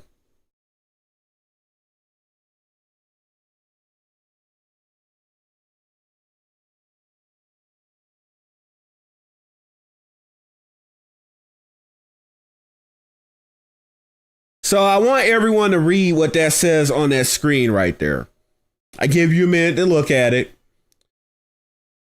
Data mining of Dragon Ball Sparking Zero revealed internal ID references and leftover code pointing to over 20 unplayable or cut characters. While community lists have accurately predicted or coincided with subsequent DLC arrivals, data mine only confirmed leftover planned base game what does it say? Planned base game assets. Data mine character mentions files uncovered by data miners like Mondo Mega shortly after launch included internal references to OG Dragon Ball, Demon King Piccolo, Ma Jr., Grandpa Gohan, Android 8, General Blue, Mercenary Tao, Pilaf Machine, Tambourine Nam, and Devilman. Who are the last DLC characters that got added in Sparking Zero Neo? Oh, all these characters, right? OG Dragon Ball, but this was found out before the game, at launch. Like I told you, these characters were cut out the base game. Dragon Ball GT, Super 17, and alternative Shadow Dragon references. So Nova Shenron. And I bet they probably have another DLC plan, because didn't they hold Ice Shenron out? I've not seen anybody try to milk any super attack or ultimate move set videos for that. So I guess he's not in the game currently. Dragon Ball Super, Vados wasn't put in, so I guess they're withholding her for a DLC pack. But Champa, Jacko, Supreme Kai. I guess all these other characters are going to be the other DLC pack. Mai, Kabito Kai, Yamu, Zeno, and Grand Minister, aka Grand Priest. What data mines mean for DLC? Coincidence versus confirmation. Nah, buddy, it was a confirmation that they cut out all these characters from the base game of Sparking Zero and resold them as actual DLC. So that's what should have been in your base game, but they said, you know what, we can milk these suckers for an extra $35-$40, and that's what they proceeded to do. So again, I got proof on the screen of what I said. So he got fact checked live, and the lie detector determined he was telling a lie. They actually did cut these characters from the DLC, from the base game. So let's put him back on. You know when you put so-and-so has been exposed in your thumbnail, you should probably do a better job of understanding what you're talking about. They can't just rip characters from Tenkaichi 3. No one said they ripped them from Tenkaichi 3, you moron. Perfection. Nobody said they literally ripped the files out. Does he have an inability to understand? Does he have a comprehension problem? No one said they literally copy and pasted the characters from BT3. I think either you're having willful ignorance, aka you're lying, or you really have an inability or incapability of understanding what's going on. The characters were in the base game. I just proved it. They were in the base game of Sparking Zero. The data proved it, and they withheld them to charge you extra for them, meaning that you could have and should have had them 2 years ago, and they withheld them to artificially extend the lifespan of the game. Oh, by the way, they failed. The game just went dead, had a quick little jolt of life for the DLC and went right back dead before the weekend could even end. But again, I think something is wrong with him if he doesn't understand what's being explained to him here. We are on the PS5. Wake up. What is wrong with you? Again, I don't see how he doesn't understand. No one's... Is that what he thinks? Is that what he actually thinks? Does he think I'm saying that they're taking the files from PS2, from BT3, and porting them over to PS5? My My God, at the ignorance. Again, you know how I say I think the British accent falsely indicates a level of intelligence with some people. I think it's a blessing to people that should not have that blessing. I think that's the situation we have here. I think I'm not going to say everything I can say, but I think if he's actually having a difficulty to understand, I'm saying that the content, I'm not saying, let me explain it slowly for him so he can understand. I'm not saying that they took the actual files of BT3 and just drug them over to PS5. Right? I'm not saying that. What I'm saying is that the characters, the content should have been in the base game. What we just found out and what I just showed on the screen is that the characters were in fact on the game, on Sparking Zero. They were there 2 years ago. The data was there. They got data mined. The greedy company withheld those characters so they could charge you an extra $40 on top of the $70 you paid for the base game and the additional $50 you paid for the season pass. I cannot explain it any slower for you. You got scammed. The Sparking Zero community got scammed. Please do a better job of comprehending what others are trying to indicate to you. Chip, chip, cheerio, governor. All that move in gaming, we call that the double dip, right? You take some basic stuff out there. Oh, Zanya. Yeah, her too, right? She was in BT3. But it's called the double dip in gaming. So you take some stuff that should clearly be in the base game, you take it out, and then you charge for it again, and then you take advantage of a stupid fan base that can't even see the fact that they're getting scammed. That's not actually what double dip now is. Again, okay, what's his definition of double dip? In game development or even like consumer gaming, double dipping is specifically for kind of like actually probably what me and you both do, where we might buy the same game on different platforms. Where you might be like, I've got Tekken 8 on PlayStation. I just also want it on Steam. Like that's what double dipping in gaming means. I don't know what he created. He's just yapping. Yeah, that's. But no one has called it double dipping outside of what I just. Do I need to go get the definition? Because he acts like he doesn't understand. I just want to hear what he said one more time. Take it back a couple of seconds here before I eviscerate whatever point he tried to make. Let's go back.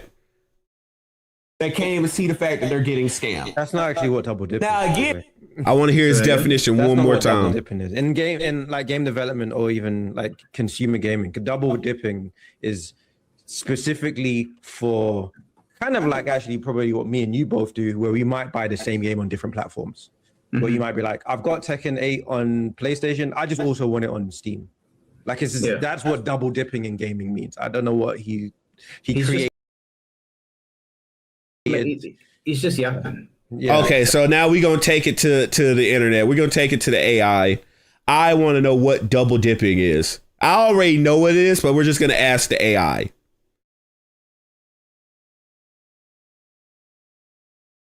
Go over here.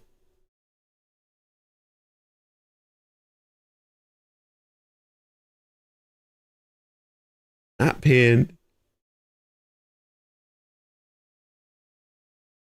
Here we go. Okay. No, I don't want to get this ad out my face.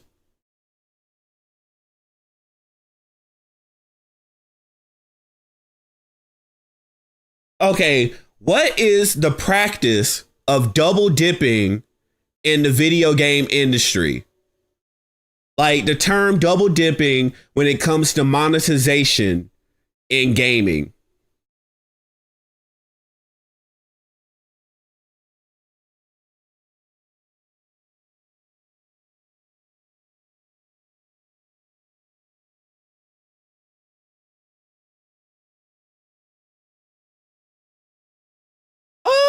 Oh. Wouldn't you know it? Wouldn't you freaking know it?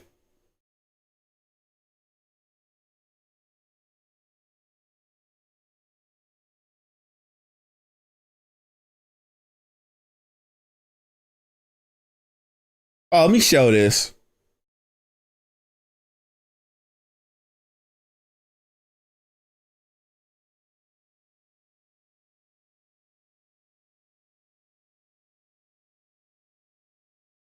See what we got here. Nope, not that. Not that.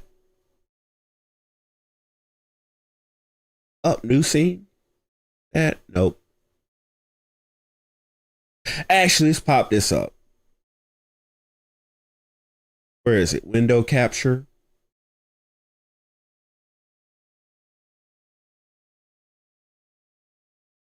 Get the properties. There we go.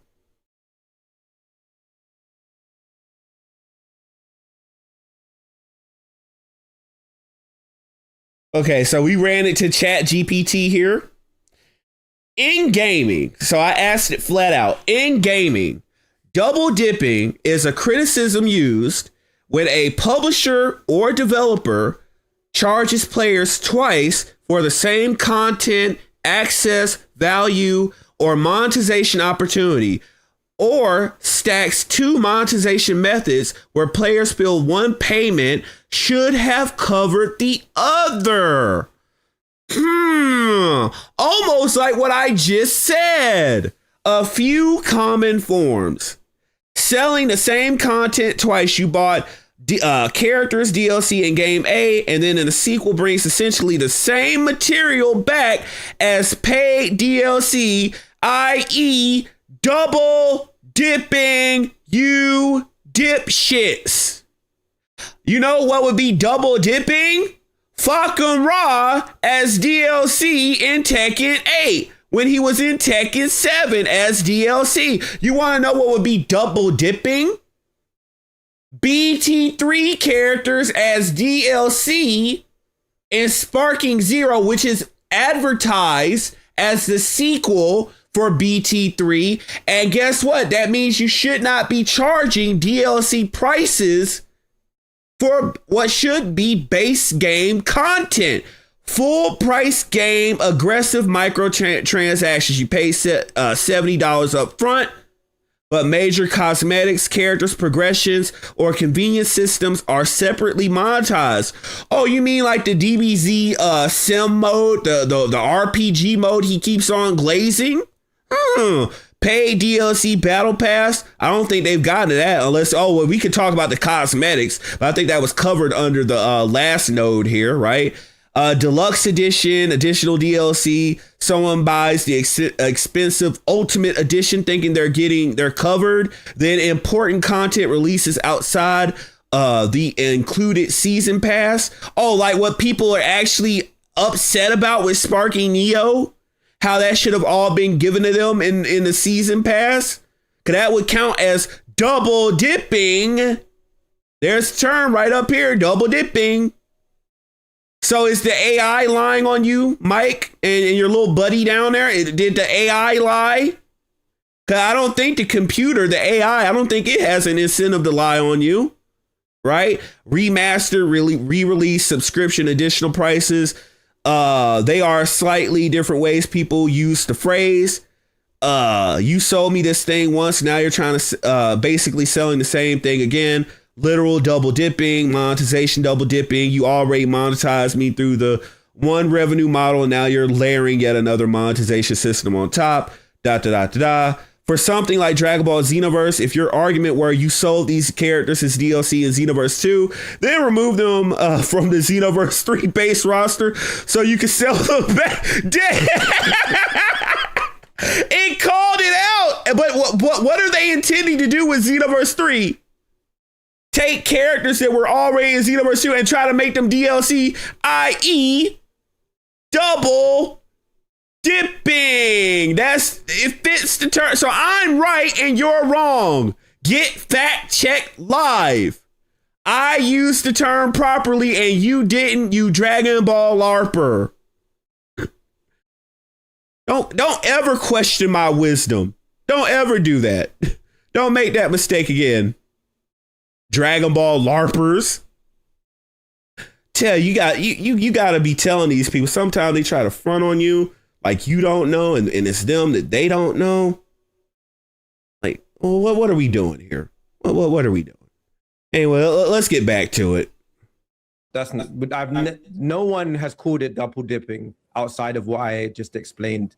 For nobody, but the AI just said that's what double dipping is. That's not. Yeah, he's making up a story where these characters existed in the game originally, and they took. I've never seen files for these characters. Data mined. You didn't, but I just proved they existed. Like that Faja and Kid Goku and all these characters were in the game. They weren't. Mind you, just 5 minutes ago, I proved that they were in the game. So, you're wrong there. You might want to hold that L, sir. They built these models for Neo. So he's just lying.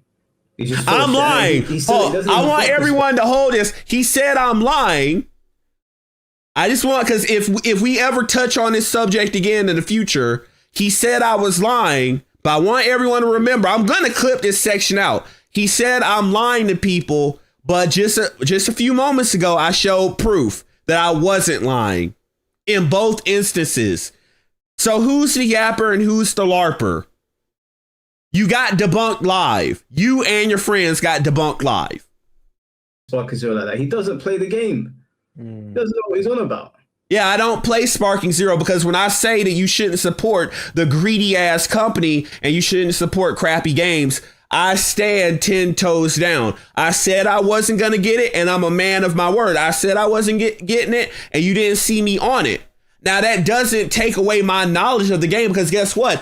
It's apparent. You look at my channel. I play Dragon Ball Arena games. I play Anime Arena Fighters. I played every Dragon Ball Arena game. So how dare you, sir, try to impugn my wealth of knowledge over Dragon Ball games because I don't play a piece of crap game that everyone is hopping off on, and this game that failed in under a month. How dare you try to impugn my intelligence on Dragon Ball games when you, sir, don't even know what double dipping means. When you, sir, didn't even know the fact that the content was actually in the base game, and I proved that it was in the base game with a simple Google search. You morons. You simple British twit. Good day, sir. He has no idea what he's on about. It's probably why no one watched your video, Perfection. They're probably onto you. And Mike Hollow might be numb to this because, again, I play traditional fighting games, but I'm more so of an anime arena fighter. But I play games like Street Fighter, Tekken.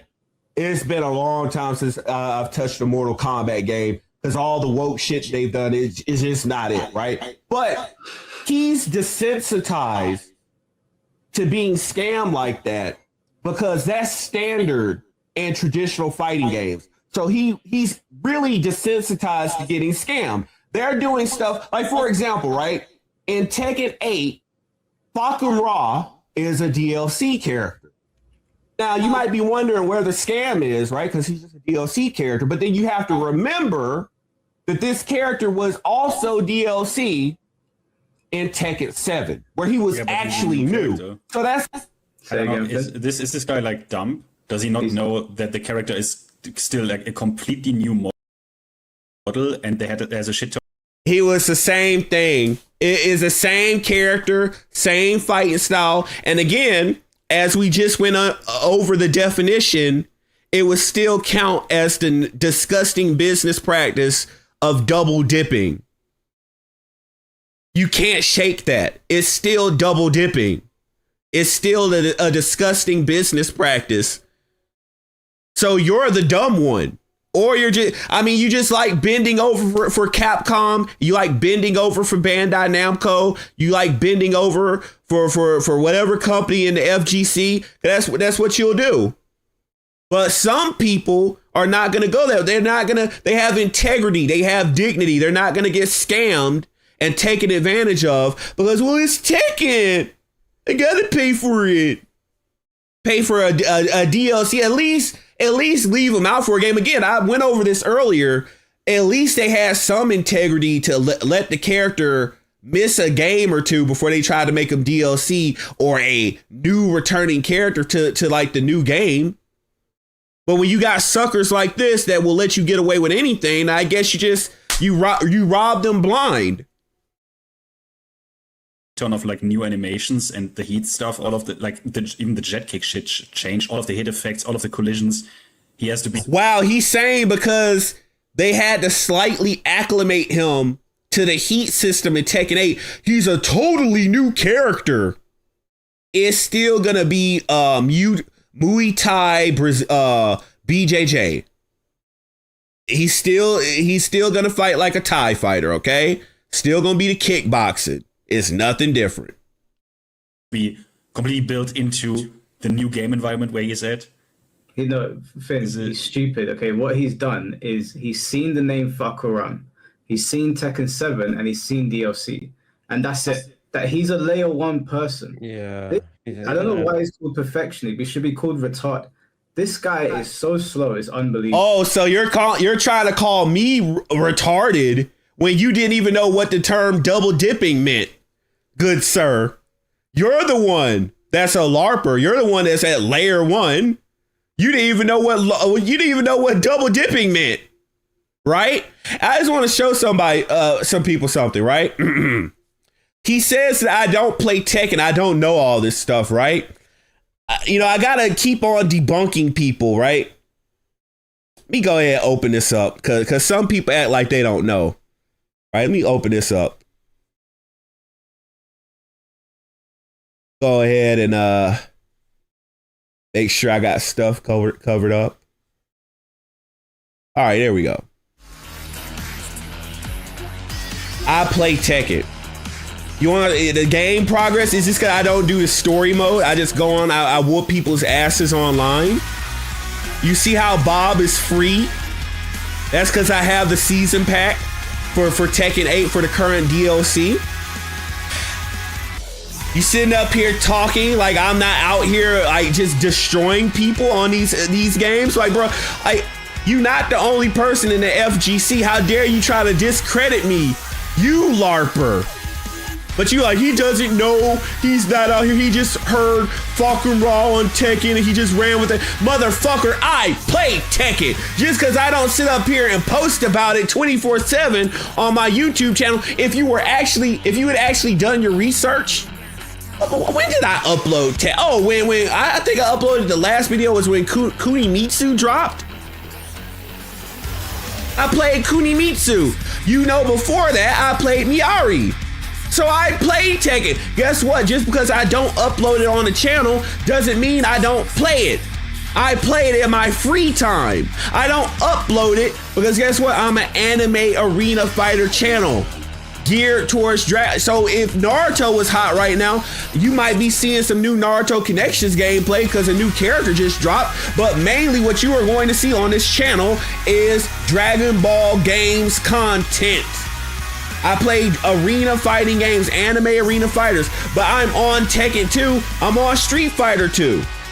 I'm on Street Fighter 6 as well. Oh, when did I upload that? When they dropped that last new character? Not the last new one. I didn't play the one where they dropped the Filipino fighter girl. She was trash. But when they dropped that other chick, Ingrid, I played her. If you were paying attention, if you had actually done your research on me, I played Street Fighter. If you had done your research. I know you had your little run-in with NBA and he doesn't play games. He's not in the Dragon Ball community. So now you want to try to apply the same preset or template to me. But no, I'm actually out here in these trenches. I'm actually out here playing all fighting games. I'm destroying everyone, okay? It's not just a tagline. It's not just a moniker. I'm perfection. I'm out here. Look, just like I'm destroying you on this stream like right now, you're getting that Brock Lesnar versus John Cena SummerSlam ass whooping. You just getting the Brock Lesnar German suplexes. That's how I do people in video games. That's what I do It's in my DNA. Keep on talking. You might look up one day, you might be doing one of your little Tekken streams on ranked. And you don't know. You might bump into me and I might hand you the fade live. Keep on talking. You better ask somebody. For him to say this is a fucking exposed video, they're separate characters. Like the Tekken 7 Fulcrum and the Tekken 8 Fulcrum are two different characters. They are That's literally like, yo, bro, bro. Why is Akuma? Why do I need to pay for Ryu? Or like okay, Ryu is not DLC, but like they take Akuma or some shit, right? Like, why do I need to pay for Akuma? He was base in Turbo. Yeah. Like, bro, that's So this is a dumb argument, right? It's a dumb argument. So because Falcon Raw had to have the heat function added on him in Tekken 8, that all of a sudden means that he's a different character now. You just have to ignore the fact that he's still using Muay Thai. You have to ignore that it's the same character because he has the heat function. That's literally his argument. Right? Also, I wanted to prove something else to people. Let me show this right now. Right? So I just want to show people because, I mean, you got people spreading falsehoods about me. Right? That I'm a Larper. I'm not out here like that. Let me put this on the fucking screen.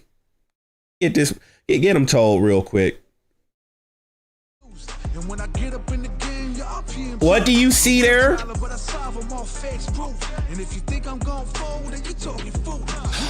It would appear to be Street Fighter 6. It would appear to be that the fact that I actually play these games that I talk about. Now, just because Street Fighter 6 isn't like a heavily featured bit on my channel, don't get it twisted. I'm out here on Street Fighter 6 fading everyone as well. I just don't feature it on the channel. I have more love for anime arena fighters than I do for Street Fighter. But I'll tell you what, I'll beat anyone in Street Fighter. You want to know something else about me? Ask your boy what happened to him, Daigo. Ask what happened to him in Street Fighter 4 when he ran into my Juri Han. Years ago, right? On PlayStation 3. Ask him about that. You don't know anything about me. You think that I'm only the Dragon Ball guy. No. You can catch these hands in Street Fighter and Tekken. The only thing that you don't see me play is because I don't play. I don't touch the modern Mortal Kombat games. But I'm out here for real. I really didn't buy the last Street Fighter character. I don't care about her. Get this generic ass Street Fighter CAC ass character off this game. But again, you gotta debunk people because people like Mike Hollow, they just speak out of their ass. So anyways, let's get back to whatever they were talking about. Fighter 2, you fucking idiot. Call me an idiot, but I debunked him on everything he said, him and his friends. Yeah, but it's Street Fighter 2, you idiot. It's like, what the fuck? It's such a dumb argument because I saw people doing this with Street Fighter 6 as well. They were like, why would I pay for Akuma in Street Fighter 5 and then pay for him in Street Fighter 6? He's completely different characters. He's so and I was dumb. like, it's not the same character. And also, if we stick to Tekken 8 launched with what, 32 characters? Yeah. So Tekken's got a massive roster. He keeps on making the mistake of thinking we're talking about the frames of the character, the animations of the character, right? No, we're talking about the character. We wouldn't want Ryu to be DLC. We wouldn't want Chun-Li to be DLC. We wouldn't want we wouldn't want Guile or Zangief to be DLC because those characters are staple core characters. You would not want now it's going to be a little different since we're bringing up Goku, right? But I think it could also apply to Street Fighter when I get to it, right? You wouldn't want Goku or Vegeta or Piccolo or Android 18 to be DLC characters. They're core characters that are required to tell the story of Dragon Ball.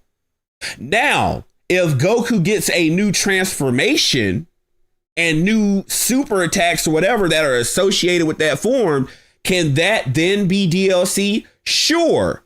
Just like if you added Evil Ryu as DLC to Street Fighter 6, I don't think anyone would complain. If you added Shin Akuma or Oni to Street Fighter 6, I don't think anyone would complain, even though they were in Street Fighter 4.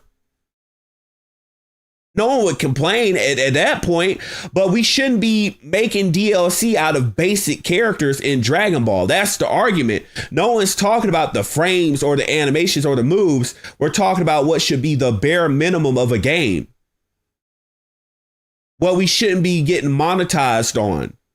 What would be ethical monetization. But Mr. Dictionary over here, oh damn, he said it. Damn, Clippy. But yeah, Mr. Dictionary over here, well, that's not double dipping. Gets debunked live. There were no data mine characters. These characters weren't on the game. Gets debunked live. You and your entire panel didn't know what double dipping meant. You and your entire panel didn't know that all this got data mined in the base game of Sparking Zero. So you, sir, are the Dragon Ball Larper. You don't do your research. You don't know anything. You have you're very arrogant when you want to be. And trust me, that's a lot coming from me because I have a high tolerance for arrogance. But buddy, you take the cake. You take the freaking cake.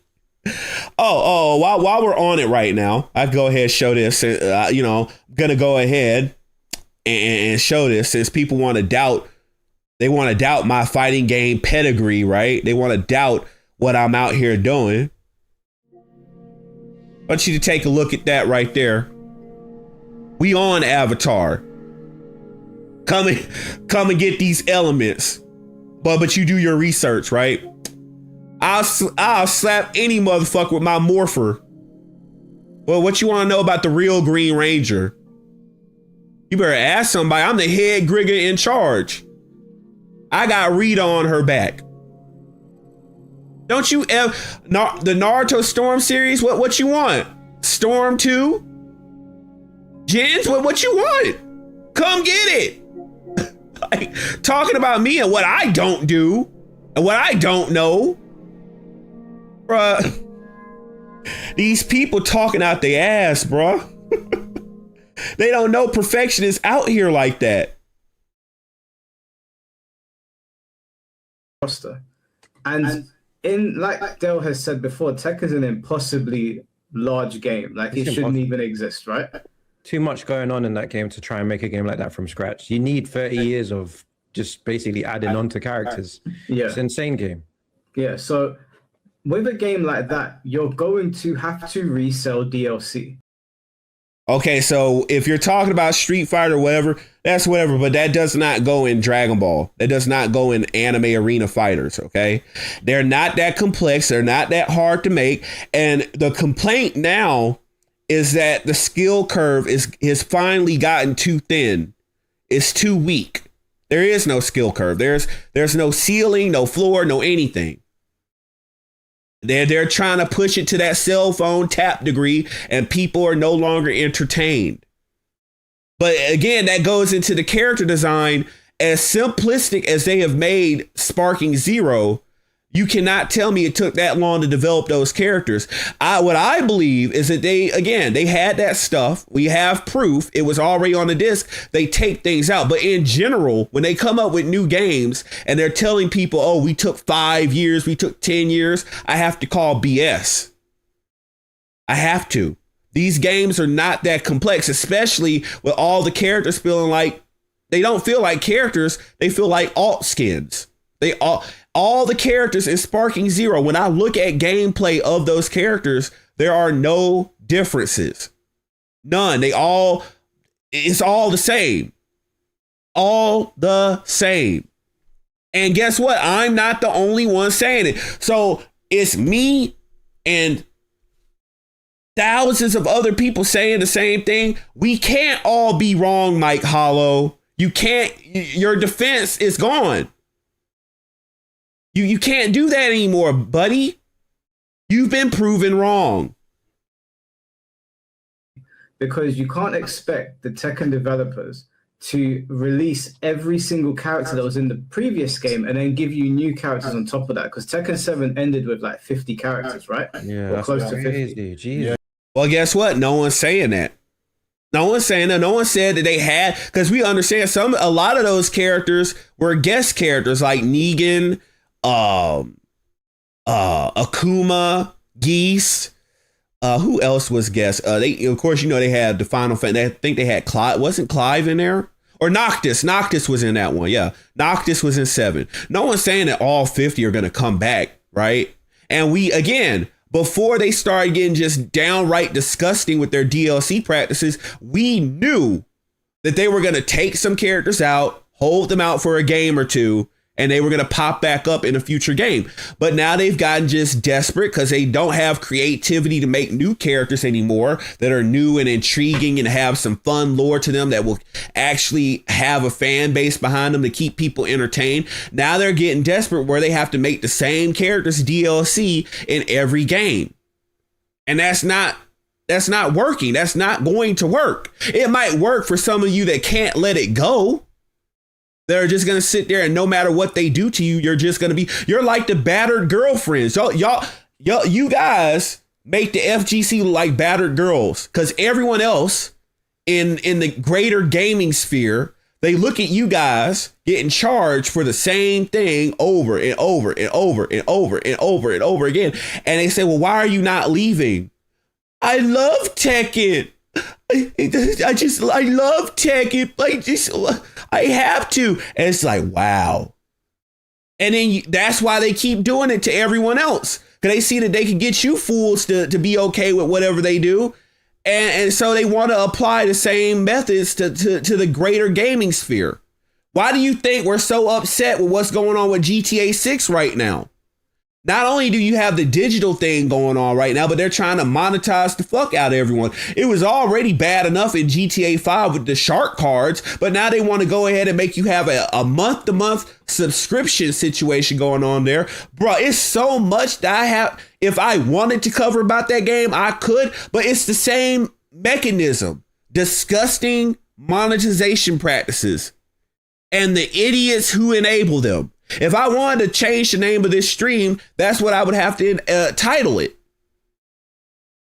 Disgusting monetization practices and the idiots who enable them. I'm just saying. Yeah. And then they're bringing it into a brand new engine, and you're like, just move it all over. Are you stupid, bruv? Are you not looking at the scope of the game? We weren't scammed. There were going to be characters that were going to be resold. Because if you're complaining that Fakaram, Armor King, Anna, and all these characters that are resold, you're saying they should have been on base roster. Well, some characters are going to have to be removed from the base roster and sold as DLC. They can't launch a Tekken game with 50. Okay, but guess what? They had other characters they could have made DLC, right? Forest Law, he could have been DLC. Even though we know that he's going, and they can change some properties around and choose some different punches, whatever. We know he's going to be somewhat like similar to the current Law. But guess what? There are fans of Forest Law that want him playable. Bruce, Harong's master bike, right? Can we actually get Unknown? Can we actually have God, it's so many. Can we have actual Angel come back? Can we have Jun? Jun, I like saying Jun. Can we have Jun actually come back and give her a new form besides Unknown? Can we get some lore behind that? There are ways you could monetize Tekken without making the same characters DLC. Again, they used to do the shuffle. Right? I don't know if anyone's gonna pay for combat, but like there's characters there. Jinpachi, Zhongri. I mean, at this point, Kazuya's mom. So, I mean, yeah, we know that. I mean, Heihachi died in the last game, and that got undid. But I mean, you can have her back, Kasumi. Bring her back, especially now that you want to do this expansion with Reina. Oh, she's got the Devil Gene. This one has the Devil Gene. That one, just have Jinpachi and Kasumi come back. There are DLC characters that you can make. You just don't, for some weird reason, you don't want to do it. Just like for some weird reason, they don't want to add Tifa as a DLC character, even though that would be a slam dunk DLC character that people actually want. But again, people like him have to be extremely short-sighted. 50 characters. And the manner that Tekken 8 was launched in, as much as you might not like Tekken 8, it was a very expensive game to make. And you can sit there and say it's defending Bandai Namco or whatever, but it's just being realistic. Money don't grow.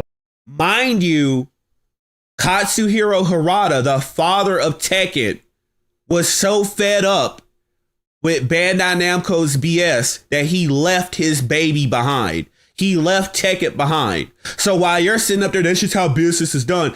Apparently it was bad business because the father of Tekken left the game. That should tell you all you need to know. And who would know better about what business needs to be like in Tekken than the father of Tekken? I'm just saying. But you're around here permitting them to have these disgusting business practices. Why? Well, you could bring back characters. Why? When there is a rich library. And I'm not going to pretend that Tekken has as many characters that are free to be added at any time like Dragon Ball or Naruto. But they do have 1, 2, 3, 4, 5, 6, 7, and 8 games. And then really 9 or 10 if you include the tag games that they can pull from. For inspiration, for recurring characters, comeback characters. Or maybe I don't know, maybe you take the Street Fighter route and you try to think of some new interesting ones. But there are options. You just don't want to look for them. You want the easy layup. You want to take characters that have high usage rates, take them out, and then dangle them like the shining keys, the little jingling shining keys over the fan base's head because you know they're dumb enough to buy it. That's grimy.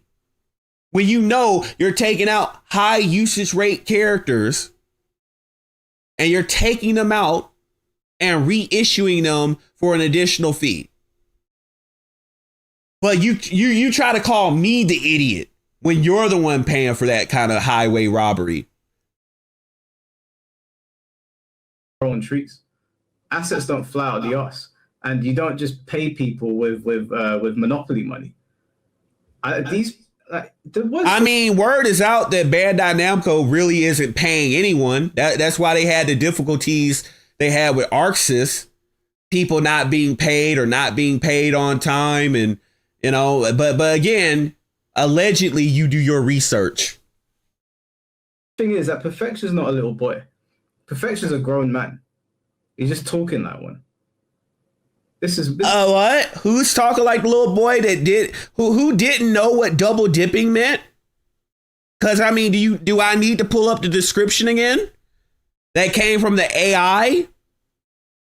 The AI. Well, do we need to put up the fact that you didn't know that Dragon Ball Sparking Zero was data mined a couple of days after it was released, and all that stuff was actual base game content? They found the data. They found the code for the characters on the disc. I'm just saying. Sounds like a lot of misspeaking by Mike Hollow here. This is mad, bro. This is actually mad. Yeah, I mean, it's like the classic of someone who just, for some reason, like dislikes the game and then attacks these things on like an emotional level. Like it should be a base character. It should be a base character. It was like it's not a good starting point. Again, the problem you have here is that these two communities, they should not mix. You guys will accept that crap in the FGC. And again, I'm a part of the FGC. I play Tekken. I play Street Fighter. And I know what goes over there should not, would not, and cannot go in an anime arena fighter space. It just will not be accepted. And they're starting to tiptoe to do this crap. They're tiptoeing. That's why they put the hook out there months ago when they released that interview. Well, the producer said there were difficulties because you had to rebuild this, do what they're testing the waters. They were testing the waters to see if everyone was going to be cool with it so that they could then proceed to push their business model forward. But they got a rude awakening. They already had their rude awakening because nobody likes Xenoverse 3. It's a piece of crap game. The only people that like that game are the bootlicking influencers. They're the only ones that even like Xenoverse 3 at this point. Everyone else, they're done with it.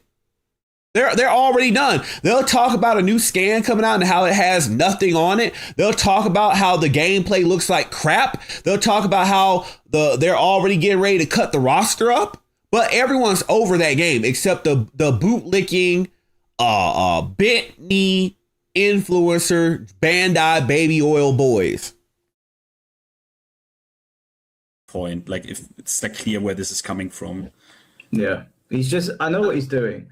In the anime community, there's a lot of like gimme mentality that I don't really understand, and I know it's because it's a very young player base, and I don't mean that in a demeaning way. It just is what it is. There's a lot of gimme mentality going on.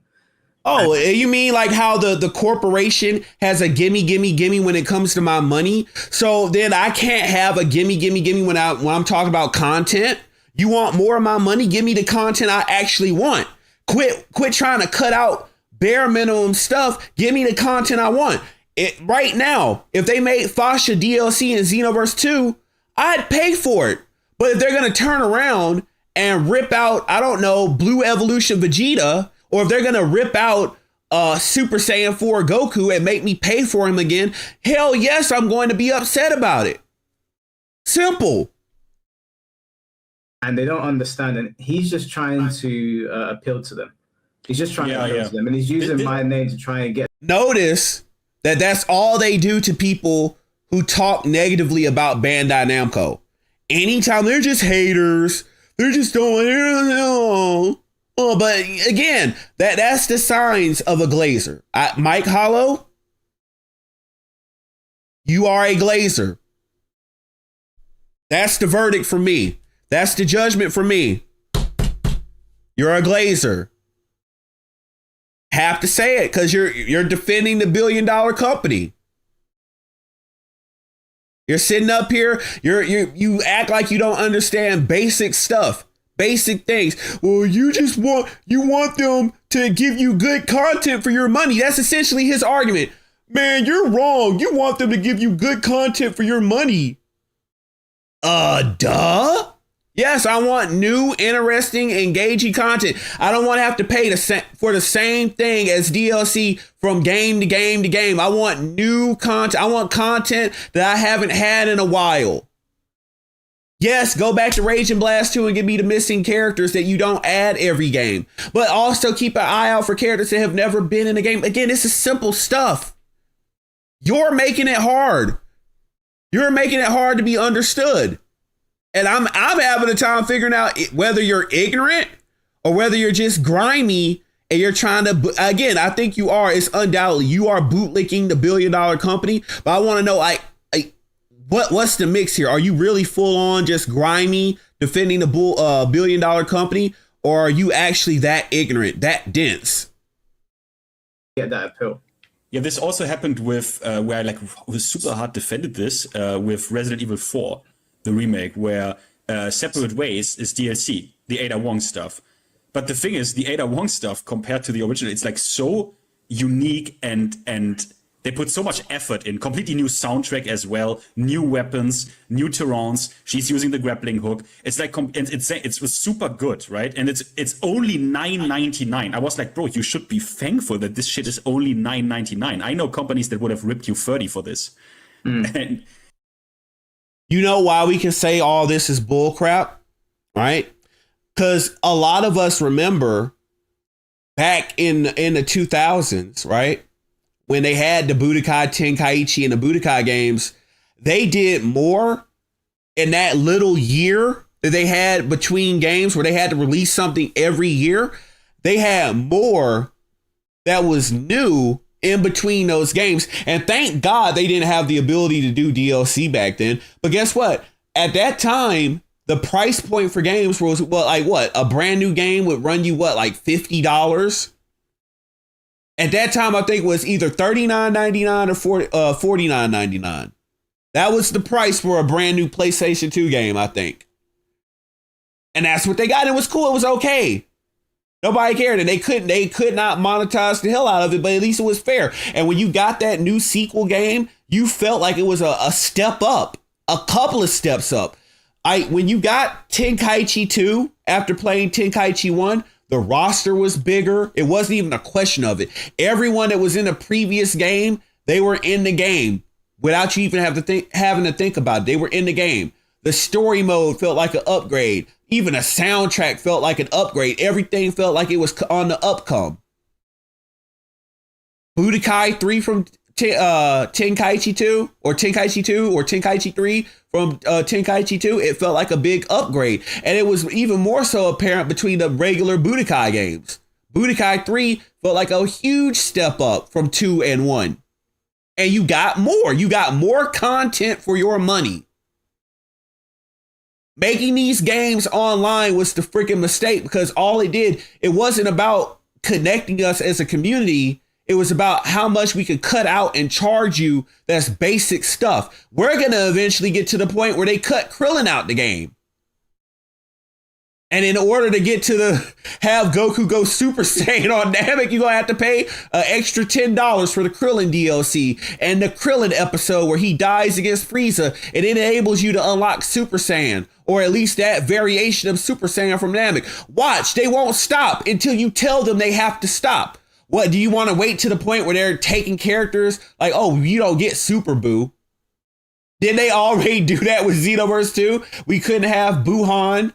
We had to wait years to get Buhan and still don't have Boo takes. But it's only going to get worse the more that we allow. We have got to stop them now. I don't know. People were also pissed at that. I'm like, bro, it's not the same game. Like, it's not Resi 4 from back then. Yeah, like there's DLCs that come out that I think are overpriced and not worth it. Those exist. I don't think Sparking Neo was that. I think they gave you a brand new RPG mode. They gave you brand new. What's up, DG Night? DG Nightwind. Right? And it's only 20. Thanks for dropping by, bro. Yeah, I see you. It's for you. And Billy Badass, I see you, bro. Yeah, thanks for correcting us. £28 for 33 characters, bro. That's crazy. That's a good deal. And That's then gonna make other games look bad. Yeah, like that's a good deal. And people are like, oh, they're copy and paste, but they're not though. You just don't play the game. There are things in there that are similar. That there are Russian. They are copy and paste, and even on some of the now, I'll have to come back and stream that tomorrow. But I was actually going to do a completely different stream tonight. But someone actually went in and showed where they copy and pasted all these animations from other characters. Now it's already bad enough that functionally all the characters play the same. There is no difference, right? Again, I have to keep on illustrating that in Xenoverse 2, if I take Diamond SS4 Goku, you know and I know his play style, his neutral game is 1,000% different from a regular GT SS4 Goku. But in Sparking Zero, everyone plays the same. Everyone is 100% the same. But then you go even more, like you get even more disgusting, and characters are literally copying animations from other characters. Super 17 has a whole bunch of Goku animations on his shit, on his moveset. And you're telling me, well, you guys got a deal. They only charged you $35. They didn't, mind you, they didn't charge me anything, but they charged the Dragon Ball games community $35 extra for copy and paste characters. Control C, Control V, Control C, Control V. The only thing that's different is the cinematic that plays during the ultimate and the super attack of the character. But all the other stuff, Control C, the grabs are copy and paste in Sparking Zero. The neutral gameplay is the same. Everything is the same in that game. That's why it can't maintain appeal. Attacks and rush strings that are similar. I've seen the comparisons, but there's plenty in there that are not. So even if you do half, it's still fit. Even if you did half, 15 characters for £28 would still be a good bargain. Yeah, I think he kind of screwed up his argument by mentioning Tekken, to be honest. Because screwed it worse. He's made his argument weaker by just mentioning Tekken, because a new character in Tekken is like $8 or something. Yeah. And people aren't really complaining about that. And so in comparison, Dragon Ball is giving you like way more than the. See, this is an example of people who are not in the community having commentary on it. They're giving you way more care. And this is a person that does not know the copy and paste job that was done on all those Sparking Zero characters, where they all play and function the same. And it gets even worse when you realize they're copying animations. The combos are so horribly done. They don't even look like combos. They just look like the character juddering about. Like the character, the game, Sparking Zero is so shoddily made that the combos look disgusting in comparison to Xenoverse 2. But this is a person, they're giving you so much more. You don't know. You're just looking at the 33 figure. You're looking at that number and wow, that's a lot of characters. All of them play the same. There's no difference. Now, if you told me 33 characters were coming to Xenoverse 2, now we're talking. Now we're talking business. Now, if you were giving me 33 characters in Xenoverse 2, and I know they're all going to play different, they're all going to have their own approach to how you command the character. Now I don't feel as bad getting charged $20, $30, maybe even $40, depending upon the rest of the content, because there's an actual difference to the characters, right? But not in Sparking Zero. Never.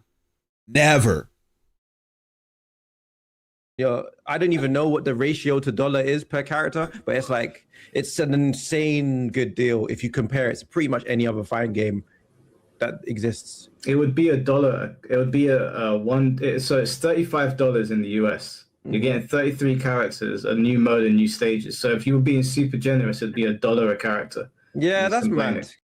He's acting like the only way that you can make these motherfuckers understand is if you showed all these characters. Let's put it like this. It's basically like having a stick man. Like pretend you're drawing a stick man, right? And you make that a DLC character, right? And then you draw 32 more stickmen characters. They all play the same. You don't have to consider strategy with playing them. They all function the same. And then you call this, you charge $40 for all those stickmen characters. And you call that a good deal. Because, man, that's just like $1 per stickman. That's a good deal. Like, what? Well, it's because they're basically all the same. So, of course, these people are exposing themselves as Dragon Ball games LARPers because they don't understand that all those characters are the same. I don't have to play Sparking Zero to know that. I've played every other game. I know a bad Dragon Ball game when I see it. I survived Battle of Z. Okay? I saw the horrors that was Dragon Ball Connect. Like, bruh, we've seen our share of bad Dragon Ball games. So when I saw Sparking Zero, I knew not to touch it, don't buy it, nothing. But I will talk about how trash it is because it markets itself as a sequel to my beloved Budokai Tenkaichi 3. And that's bastardization. That's sacrilege. But these people are acting like all these 33 characters, all these holy 33 characters, right? And they all play the same. Why are you complaining? That's mad. That's mad. I mean, maybe that would be a better argument for him if, like, how complex are these characters really? Like, because I assume they don't have 100 moves, right? Yeah. Yeah, they're not Tekken characters, but anyone that's played the Sparking series from like back in the day on the PS2 up until now, we know that these are not Tekken or Street Fighter characters, but they have enough there. They're at least consistent with their model. So we already knew what we were getting with it. So if you were happy with the base roster of Sparking Zero and how they played, then you're not going to have a problem with the DLC because they're not stripping them of anything. It's the same sort of model that they're following. So you'd be fine with it. You wouldn't suddenly start. He's lying. They stripped them. Just like with Xenoverse 3 taking away all the movement tech, all the dashes, all the cancels.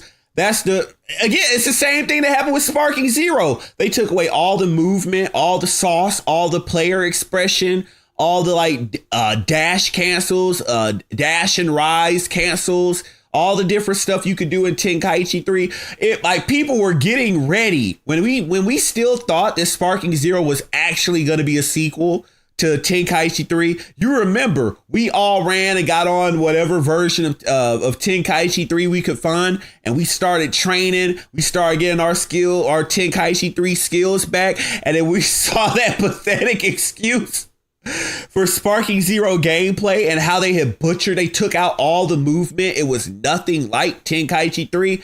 That was the beginning of the end for that game. So for him to sit up here and act like, well, there was no differences, like he's lying. He is lying. Saying, well, they're not as complex as Tekken characters. I'll be like, why did you even buy the fucking game in the first place? They took all the complexity out. They took every bit of complexity out on that, because maybe he finds someone where it's like, look at these beam attacks and these combat animations. They are clearly literally copy pasted, and it's the same beam animation. That would have been a better ground for attacks than just this should be base game. Like, to make an argument for why it's overpriced. It's better. Yeah, it's actually if you ignore what again, they don't understand the argument why it should be base. I don't understand what's not clicking for them. I don't get it. You know, we're saying that this is, you have to, if you are a actual anime games fan, and definitely if you call yourself, whether it's Naruto or Dragon Ball, you know why these characters should be in. They should get grandfathered in. If they were in the previous game, again, this is an example. They're not anime arena players. They don't know why this should be, because it's been like that throughout history. Whenever you have a sequel for something, everything else gets grandfathered in. Now, that might not be how it works in Tekken or Street Fighter, but that's how it works in anime arena fighter games. If I put up Budokai, if I played Budokai 2 and they didn't have Frieza that was in Budokai 1, that's a problem. But they had everything that Budokai 1 had and more. And then Budokai 3 had everything Budokai 2 had and more, except for like little what if things. Like they had the Easter egg of having Kuriza and Majin Cell and Majin Frieza. But besides that, they had all the characters, right? And added on to it. But now in modern gaming 2026, we got to be lazy and cut stuff out. Basic stuff. What his argument is, the methodology of the argument is bad. So it's like both things are bad. What he's arguing is bad, and the points and choices he chose to make about the argument, they're both bad. It's just like, this is not compelling arguments. Terrible arguments. I hate to use this word. But seems like someone's doing a bit of LARPing. Yeah. Someone's doing a bit of LARPing. I mean, it's not me. It would have to be you. I mean, you don't even know what the term double dip means. I'm going to keep on going on. I'm going to keep saying that. This is a person that did not know that the characters were data mined, but you're calling me the LARPer.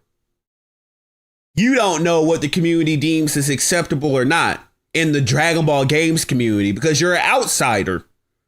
You're not in our community. You're not. You're just a bystander. You're like, you're standing over there. You're looking at our community and you think you've got the lay of the land, and you don't. You just coming in. You trying to throw shots. You see us having our Royal Rumble, our Civil War of Dragon Ball games community, and then you come in and you're trying to throw shots, and then everyone just stops, and we're all looking at you, Mike Hollow, because the stupidity that keeps coming out of your mouth is the only thing astounding. It's not, you don't have any wit to what you're saying. It's just that you have a profound level of stupidity while your British accent is making you sound intelligent. We have got to check that phenomenon at the door. We have got to quit assuming that people with British accents are intelligent, because they're not. That carries them too much. Thing over here. Listen, if you don't play the game, just you're a Xenoverse guy, right? He's a Xenoverse guy. Mind you, he's trying to take this shot. And how much Sparking Zero gameplay do you see on his channel? How much Xenoverse gameplay do you see on his channel? What? None? None? So he's not in the Dragon Ball game sector at all, but he's trying to throw shots at me. That's a different Dragon Ball game. Just like, C4's a Dragon Ball Fighters guy. I was a burst limit guy. You're not a Sparking Zero guy. Just stop laughing. So you're not one either. You hypocrite. You're not one either. You just said the last game you played was you're a burst limit guy. Right? What burst limit like 15 years ago? But you're out here caping. So it's okay. I'm just trying to understand. So it's okay for him to cape and glaze Sparking Zero, even though he himself said, no, I'm just a burst limit guy. So it's okay for you to glaze the game. But even though I play all the other Dragon Ball games and I decided not to buy the trash one, now you try to dictate me criticizing Sparking Zero? Is that what we're doing?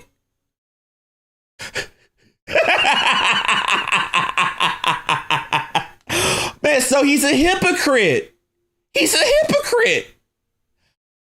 All these glazers, man, hypocrites. Born and bred hypocrites, bro. There was someone in the chat, sorry, that's why my phone kept fucking disconnecting. But someone made a good point. They said, play Marvel Rivals.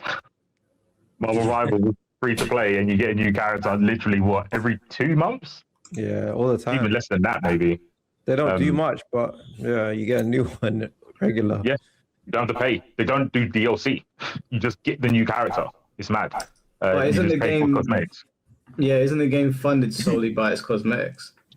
Yeah. And obviously, now here's the thing.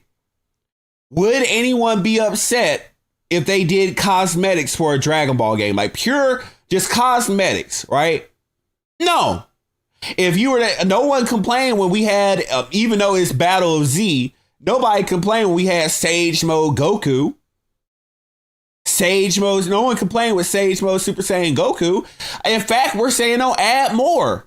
How long have we been asking for BoJack Trunks? BoJack outfit Trunks in Xenoverse 2. How long have we been asking for those outfits of characters? The jackets for Goku and Vegeta, not the Dragon Ball Super Broly jackets, but the ones that came from those from Budokai 1. Forever. Forever. Tons and tons. We used to have fun stuff like that on the old console games, like just what if outfits. Bad Man Vegeta. How many times did people ask for that as an outfit in Xenoverse 2 for Vegeta? We have no problem with cosmetics. We like that. That would be okay. How long have we been asking for custom auras?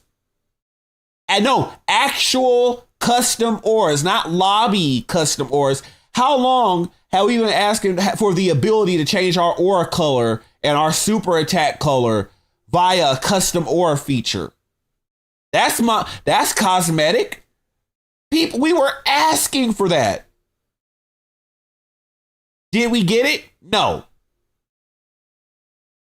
Was it something? I don't know. It's meant to be backed by some like crazy rich company as well. Well, it's NetEase game, I think. NetEase, okay. Yeah. That's like So that's if like I'm- Google, basically. yeah, it's not a fair comparison, but I'm saying, I think the person in chat was saying, people are just used to getting stuff for free constantly, sort of like KOF. Not KOF, Fatal Fury. Yeah, well, Fatal Fury's got a prince basically bankrolling it. So Exactly. like, No one's looking at the context. They're just seeing, oh look, I'm getting free stuff. Why are you not doing this? yeah, yeah. I mean, we would want Bandai Namco to be removed from Dragon Ball games. Can we get a Saudi prince to make sure that Dragon Ball can be uncensored and we can have all the characters we're supposed to have, and it actually has good net code and good servers? Sure. Fuck Bandai Namco. Get them the hell out of here. Let's get the Saudi prince. Can we get NetEase? If that's who's bankrolling Marvel Rivals, trust and believe, if you build it right, if you build a Dragon Ball game right, it'll keep making you money on autopilot. So what's the argument? What are you arguing? Yes, we want a company that's actually willing to spend money to get that return on investment. It's just that Bandai Namco has become greedy, and they've decided to, instead of adding content, they want to cut basic stuff out and charge you 2 and 3 times for it. It doesn't have a true amount, but NetEase is estimated at $81 billion. So You know what we need? You know how we've got like game developers and we've got indie. We need a title for the top end. I don't know, maybe Dale knows the word of it. But the top end, when NetEase are doing stuff and they can give away DLC for free, what do we call that? Because that's above normal game devs. They can't do most game devs can't sustain that. Most even big publishers can't be like, we're just going to be happy to lose $1 billion just getting this game out there and then we'll figure it out later. That's mad. That needs a name. We need to tier this. There is no name, but it's just definitely exists. People with fuck you money, basically. Mm-hmm. Yeah, not everyone's got that. Very few games have that luxury. Yeah, well, not according to our good friend Perfection here. Also seemed that for Marvel Rivals, it's like actually working out, and it's actually a profitable model for this IP and specifically that game, and also specifically that the customizations they released, they became viable basically because they were like heavily sexualized and they don't have a problem with that, and it's kind of based. I mean, 2XK also had fuck you money, and it's just the FGC said fuck you instead. Yeah. We had fuck you money, we had fuck you attitude. Yeah, that stuff don't work in the FGC. If Marvel Rivals, if they did that model in Tokon, where it was like free to play, Guna costumes, all these characters, no, it won't work. No, not fighting. Yeah, we know why it wouldn't work for you, Mike Hollow. The moment you see a woman character, my girlfriend sees me playing the game, she'll put me on punishment. I just get I'm a grown man. I get so embarrassed when people see me as a grown man looking at a woman. The moment we got on a topic of a female, all of a sudden it's got to be a problem. The millisecond it became about a woman. Gooner costumes. Gooner costumes. Oh my God, the Gooner costumes. Really? That's what we're doing? Hey, Mike. Does this bother you? Yeah, I'm on Rivals too. Does this bother you, Mike? Look, it's a woman. Oh, look. Oh, no. Oh, Mike, look. It's a woman with a female anatomy. Oh, look. Oh, no, not the curve. No, not. Oh, no, she's giving me the KFC special. Oh, no, Emma Frost is giving me the KFC special. Breast, legs, and thighs. Oh, my God. Oh, no. Oh, no, a woman with well-toned glutes. Oh, no, look. Man, those dang glutes. Darn glutes. I'm so upset. Oh, not a well worked out chest. Oh no. Oh no, she drinks her milk.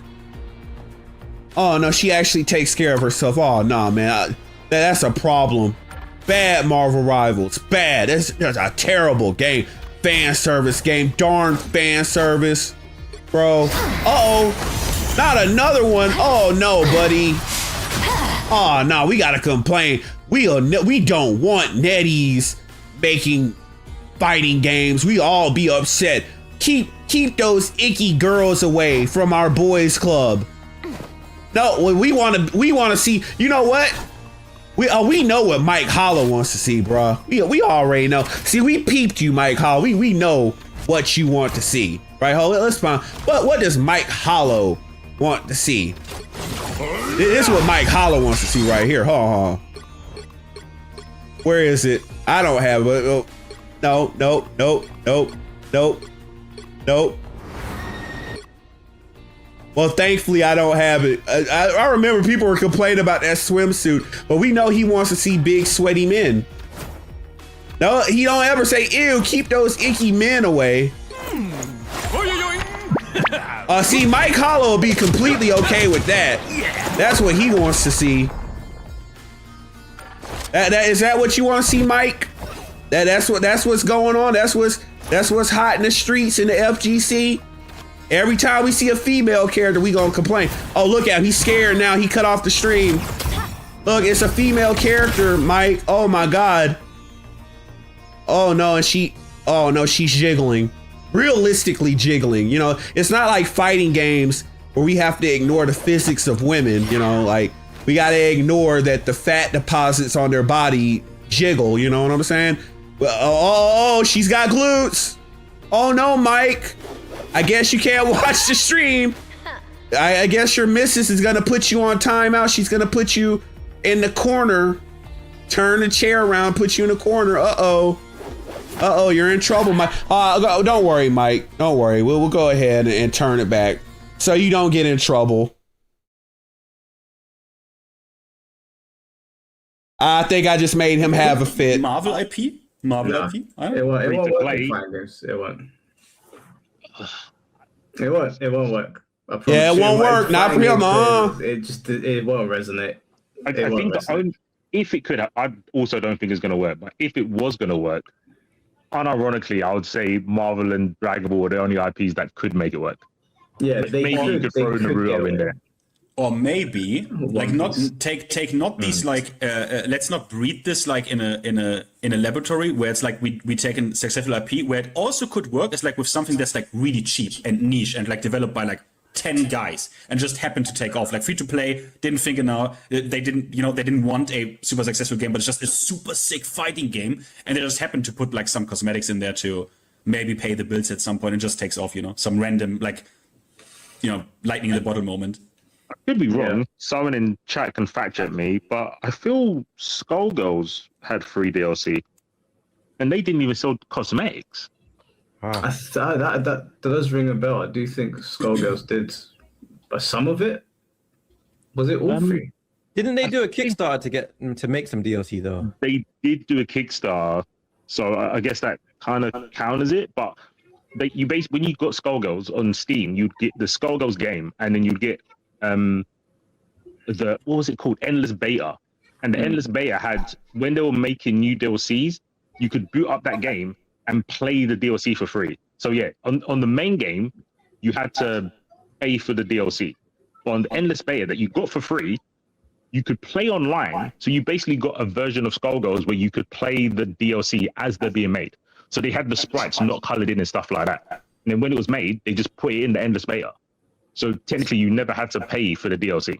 Okay. Oh, okay. I see what it is. Originally, the DLC characters were funded by the Indigo backers: Squiggly, Big Band, Elisa, and Robo Fortune. If I recall. All right, I don't need a history lesson here. Let's get back to the relevant parts. I think that's what you're talking about. Yeah. Before becoming paid DLC, a few years ago, the game was up beta, and then after the beta, they were paid DLC. It can work. What's DO5? DOA? Unless you missed the A, yeah, I'm guessing it's dead or alive, right? Yeah, it must be. He's just changed. True LARP. This is the deep LARP. Yeah, Let me go back and hear what he said. Double dip on your trusting and loyal fan base and make them pay another $40 or $50 for a character that should be included in the base game, the base $70 or $80 paid. Current models aren't even the upfront. same. He's also lying about the price point. It's not that much.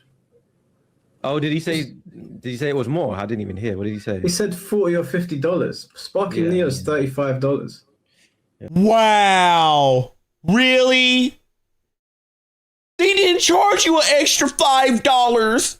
Oh, guys, he's relying on $1 billion company. They didn't charge you. They let you keep that $5. Really? Yeah, that's mad. He's just chatting really- shit. True LARP. This is the deep LARP. Yeah, this is Omega LARPing, mate. This is really bad. Basic thing that you should be doing, but no, we gotta scam our fan bases that basically keep you afloat instead of giving people new content, right? And then he's desensitized to that. Street Fighter.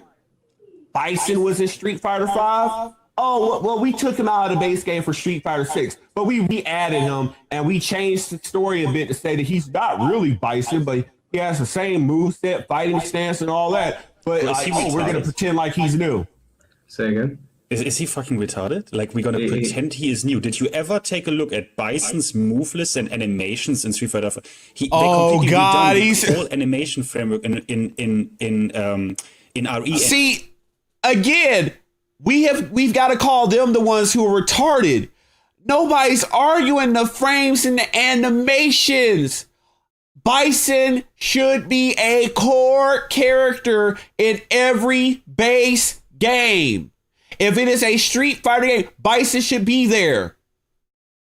Not for an extra fee. Now, if you want to do a new form, like if Bison is just Shin Bison or Transform Bison, okay, but regular old Bison? He should be in the base game, in the core game. Again, if it's anyone who has a mental incapability, an inability to understand, it is you guys. It has to be you guys. Because every time they go to try to talk about the animation, we're talking about the character, not the animations. Again, that's what we call grasping for straws. They know they're wrong, but they have to grab just anything they could grab towards. Anything. Engine. Every single animation is new. Like, He doesn't know what he's on about, Finn. He doesn't even know anything he doesn't understand Street Fighter in the slightest. He doesn't know. Even though I regularly play Street Fighter, I proved it already. So if anyone's talking about something that they don't know, it would have to be you. I've brought receipts. I brought my receipts. Where are yours? Where are? Oh, you don't have them. You're talking out of your ass. You know. He's just chatting shit. That's all that's happening. He has no idea. Yeah, He he's saw the actually- name yeah, M yeah. Bison. He saw M Bison, and he thought, in his delusion, that they ripped M Bison from 5 and put him over in 6. When the 5 version See, they don't. Oh my God. And that's not even the arguing point. It's the character. It's not the animated. Again, he should never be DLC. That's base game all the time, every time, if you're going to have him. is completely unique to the 6 version, and the 6 version is completely unique to the 4 version. So he's just he's a LARPer. He's a LARPer. the only point where you could bring this in is like Street Fighter Cross Tekken, where a shit ton of the Street Fighter characters are kind of just from Street Fighter 4. They're just Yeah, but they're all anime- base. They're just all there. Yeah, they're all base, and you get like all the Tekken characters on top. Yeah, of it. again, So he it's is a LARPer. He's a hypocrite, a So even LARPer. that game. I mean, I guess that game. He's has proven it in this PTSD stream. on the disc. That's a different discussion. But like, I he's don't just- have to say I don't know, anything. how does He's he not proven it understand? himself. Like, he really thinks Bison is just Bison. Like, that's just a character, and he is in Street Fighter 5, which is a completely different game on a completely different engine, by the way, UE4. And this is now RE engine. You can clearly see that every animation again, I have to keep saying it. We're not talking about animations, frame. We're talking about the character M. Bison has been in every Street Fighter game at launch. He should not be extra DLC. He was in Street Fighter 4. He was in 5. He should have been in 6 in the base game. There's no reason to take him out. There's no reason to ration him outside of being a desperate, grimy, greedy company. Was redone. The models are completely from scratch with like insane physics. I don't get it. How I don't. Look at him trying to grasp for every shot. The outfits they do multiple outfits every game. That's Capcom's thing. That's not new. That's not new to Street Fighter 6. They do insane physics. They do that every DLC. Every DLC outfit is like that. Oh, I thought you said. Is that what you said, Sid? Yeah. You want to know how I know? Because when I was playing Street Fighter 5, hell, I got the disc. I could probably pop it into the P5 right now. But I know I bought a whole bunch of outfits for Armika. Her festival outfit. They got the whole headdress and all that. I know what the outfits and all the stuff does in Street Fighter. I know that. But we're talking about the character M. Bison. We're not talking about animations, outfits, nothing. We're talking about M. Bison should have been in that base game. Just like all these Dragon Ball characters that were in BT3 should be in the base game of a supposed sequel. For a second, yeah. I'm fuck me then. I apologize. Yeah, no, we just both had the same because we're clicking. You know what I mean? It's like always. Yeah, but he wouldn't even have an argument with that though, because Cross Tekken wasn't selling the Street Fighter 4 assets as separate. It was a brand new game with a brand new engine, with a brand new system, with all these Tekken characters, like tons of Tekken characters, and then the Street Fighter characters on top of it. So they did reuse a lot of stuff, but there was a lot of brand new stuff in that game as well, and it wasn't sold as DLC. It was just all there as base roster. I think. I can't, man. I wish Jammers was here. He would tell me. But when they put Hugo Poison, Relento, and Elena, those are the 4 that were in Cross Tekken, and then they were in one of the versions of Street Fighter 4, maybe after Arcade Edition, because I think that was young. Ultra, yeah. And they are very close to just being a ported version. Like, obviously there was changes because it's different graphically, but the moveset and the animations of the moves looked basically the same. But I can't say that's also why they had like hitbox issues, right? Because they were just ported.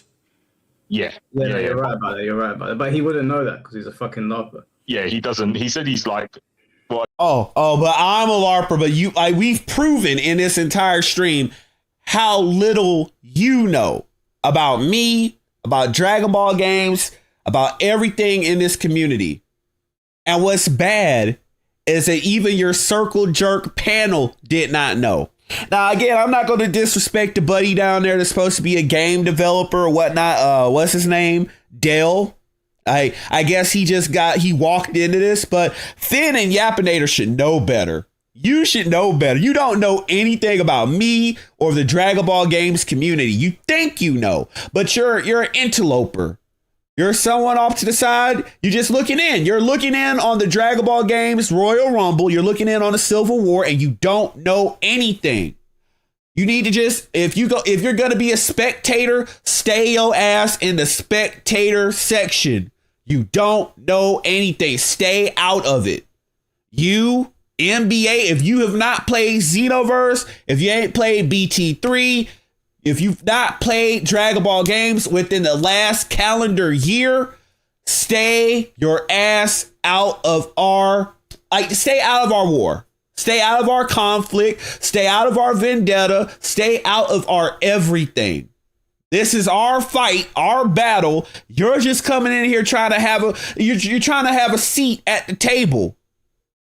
And all the chairs are filled up. We don't have a place for y'all. Y'all are LARPers. You guys are LARPers. See your ass up out of here.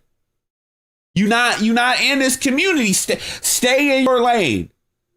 If Dragon Ball makes another FGC centric game, I guess you got some. Go talk about the SS4 Diamond Goku and Dragon Ball Fighters if that's what you want to do. But you not in our space. You're not an anime arena fighter player. You not. Just because you touch down on Bleach Rebirth of Souls a little bit, that don't mean anything. You're not in our sector. A casual fighting game player or something, I think he just sees people talk about it. It's me and Chrome were talking about it with people in like Tokon, and I was like, people are actually gonna now believe me when I said I don't mind gatekeeping because I'm going to do it and purity testing. Fuck these people that are talking about a game and using older versions of a game to like justify their points. It's more than LARPing. It's like someone wearing a cosplay to work. They don't even know they're LARPing at this point. They're just constantly dressing up as someone who understands what they're talking about, but they don't. They just don't. Bro, I thought you were talking about Street Fighter Cross Tekken, the game itself, not the characters that went over to Street Fighter 4. But no, you're right. Like they did port them over. That would have been a stronger argument for him. He couldn't have used the argument against me because I didn't play any of those characters. I don't know if you bought Ultra, you just got all of them, or if you upgrade. I can't remember how it worked back then because I had Ultra Street Fighter 4, but I just stayed on Bison. But yeah, he wouldn't know this. He probably had no idea. Hey, let me go ahead. Since people are calling me a LARPer, right? Again, I just want to prove it one more time that he doesn't know what he's talking about. He's talking out of his ass, right?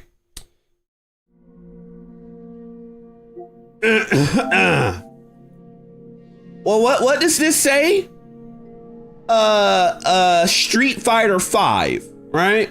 Now I didn't platinum the game, mind you, but what's there? Street Fighter 5. I don't know. Am I LARPing Kill la Kill If? Oh, you knew I was on this. Kill la Kill If. Right? What else? Dead or Alive 5, last round. But I'm a LARPer, huh? I did play Mortal Kombat X. Oh, Soul Calibur. What's that doing? Soul Calibur? But I'm a LARPer, right? Oh, I don't know what I'm talking. Injustice 2. But I'm the LARPer that doesn't know, bruh. But hold, I'm the one that doesn't know what I'm talking about, right? Raging Blast. Oh, what? I'm a LARPer? I'm a LARPer? Right? Ultimate Tenkaichi.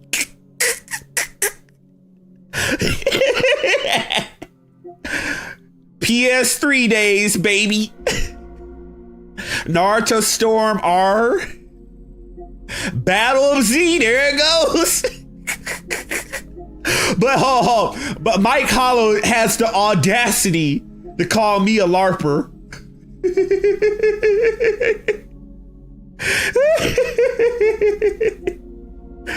What? Second Revolution? I didn't get any trophies. You know, I was only playing the game. I didn't get the trophy. Whoa, what was this? Street Fighter 4? So you've seen 4, 5, and 6, but I'm the LARPer. I'm supposedly the LARPer, right? Injustice 1, baby.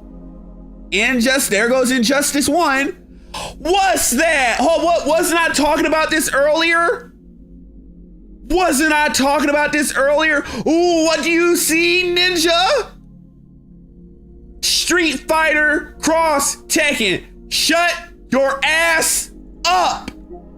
I bring receipts. Right, you already know I was on Rage and Blast 2. Tekken 6. Tekken 6, there it is. Marvel versus Capcom. Don't you dare question my resume. Who the hell are you to question my resume? Oh, do we have to keep going? I'm just saying. But I'm the Dragon Ball. I'm the fighting game LARPer. I'm the Dragon Ball LARPer. But you see, I got everything, right?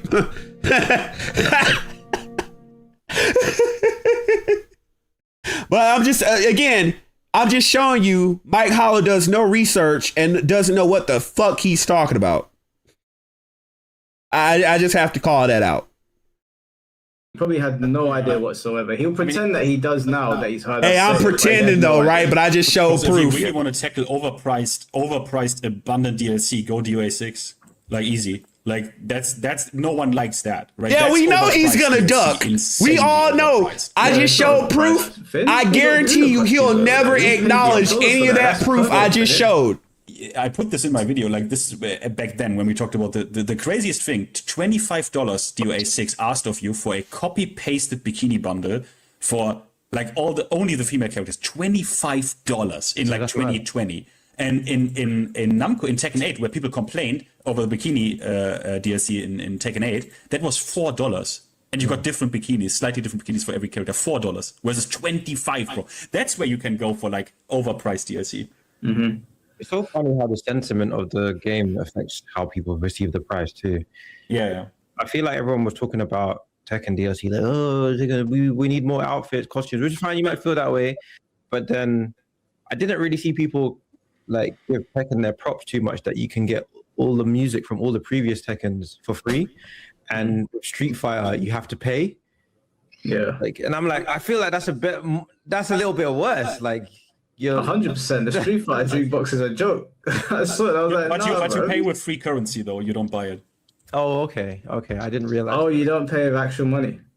No, it's a drive tickets, the free ones. Okay. Do you have to grind a ridiculous amount to get them? No.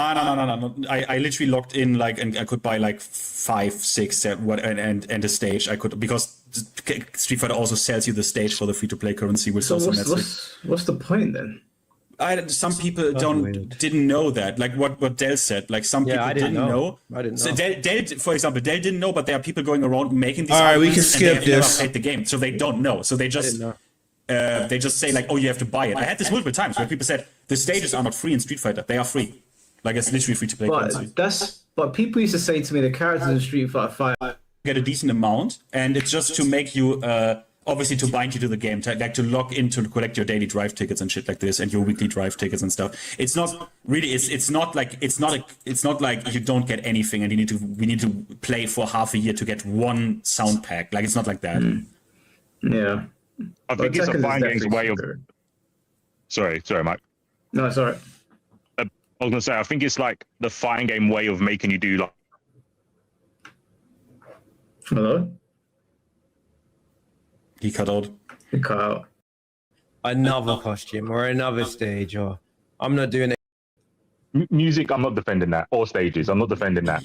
Like, LARPing that he has never ever seen even a single one round of like Alex in 5 and Alex in 6, or Bison in 5 and Bison in 6. Like it's just crazy. That's crazy, bro. This is Again, we all saw my trophies. We've all seen them. So this is a person, Finn. I need an apology from your dumbass. We know you don't have the integrity to acknowledge that you're wrong, right? But I've shown my proof. I've shown my receipts, right? That I've actually played 4, 5, and 6, and Street Fighter Cross Tekken. Played all that. So maybe you need to just shut the hell up. Maybe actually do your research before you speak on someone. you're destroying. You're working against yourself, because you could have made a good argument, and that's a sad part. When I or Mike or Dell or C4 can make a better argument for your case than you are able to do, it's like that's really. I mean, I've done a better argument. Just because you have your circle jerk up there. Oh yeah, you're right. Oh yes, you're right. Look, bruh. Every person has a group of yes men, and yes men are more destructive than people that will actually criticize what you're doing or your points. This is why people like me, Six World, I don't know if I can say President Rose because he been glazing a lot lately, but me and Six World and CKG and Black Sasuke, we're all criticizing Dragon Ball games because we want what's best for Dragon Ball games. What's best for Dragon Ball games is criticism. Calling things out. The last thing Dragon Ball games need, whether it's Sparking Zero or Xenoverse 3 or what have you, it doesn't need any more glazers. It doesn't need any more LARPers. It doesn't need any more yes men. Like, oh yeah, this is just amazing what you did, and it's the worst thing ever. That's more destructive than picking things apart with criticism, because we're helping the games. We hope we are. If the publishing company would listen, if the developers would listen, we're addressing weak points in Dragon Ball games, whether it's content, combat system, connection, or whatever. We're addressing those weak points because the squeaky wheel gets the oil, squeaky wheel gets the grease. If we don't call it out, it doesn't get addressed. So if you're sitting there being a yes man and every little thing is amazing to you, then the game is going to keep on being weak. The franchise is going to keep on staying right where it is in stagnation, and it's going to get weaker over time. It's already pitiful. Sparking Zero is a disgrace. And Xenoverse 3 is definitely already a disgrace, unless it changes, unless it shapes up and ships out and makes a better product. It's going to be bad. It already is. We've seen the gameplay. People have played the game. But people like you will sit up there and still cheerlead and parade around for every Dragon Ball game and everything they do. If they have Goku come out and do a Kamehameha, and regardless if it's the same Kamehameha you've seen 2 million times, you'll still try to get on your feet and give it a round of applause. But then there's a million other issues with the game that don't get addressed because you're too busy glazing. Yeah, that's my issue. It's like your tactics are all whack. Like, you forget whether the argument makes sense. The methodology you're going by it is like just nonsensical. So, what did you guys think of Viper in Street Fighter 5, by the way? Yeah, I didn't know. Like it? It was news to me. Did you guys play Viper in 5?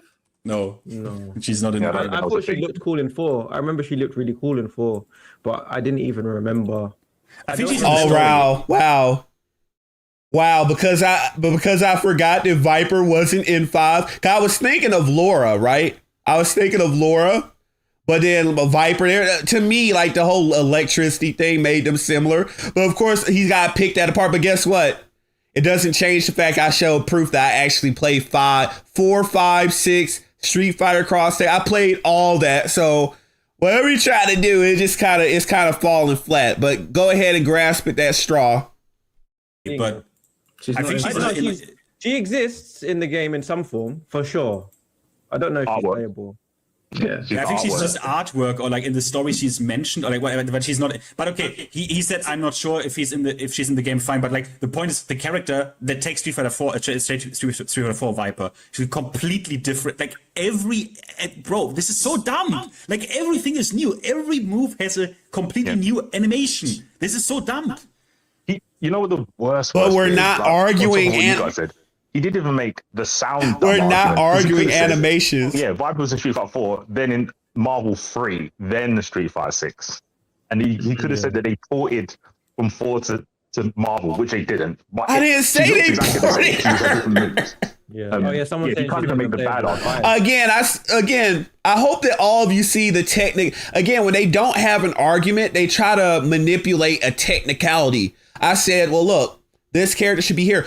What they're doing a form of Mott and Baileying, but what they're saying is you're saying they ported her over. They didn't copy and paste the files. No, I'm saying that the character was over here, therefore they should be over here.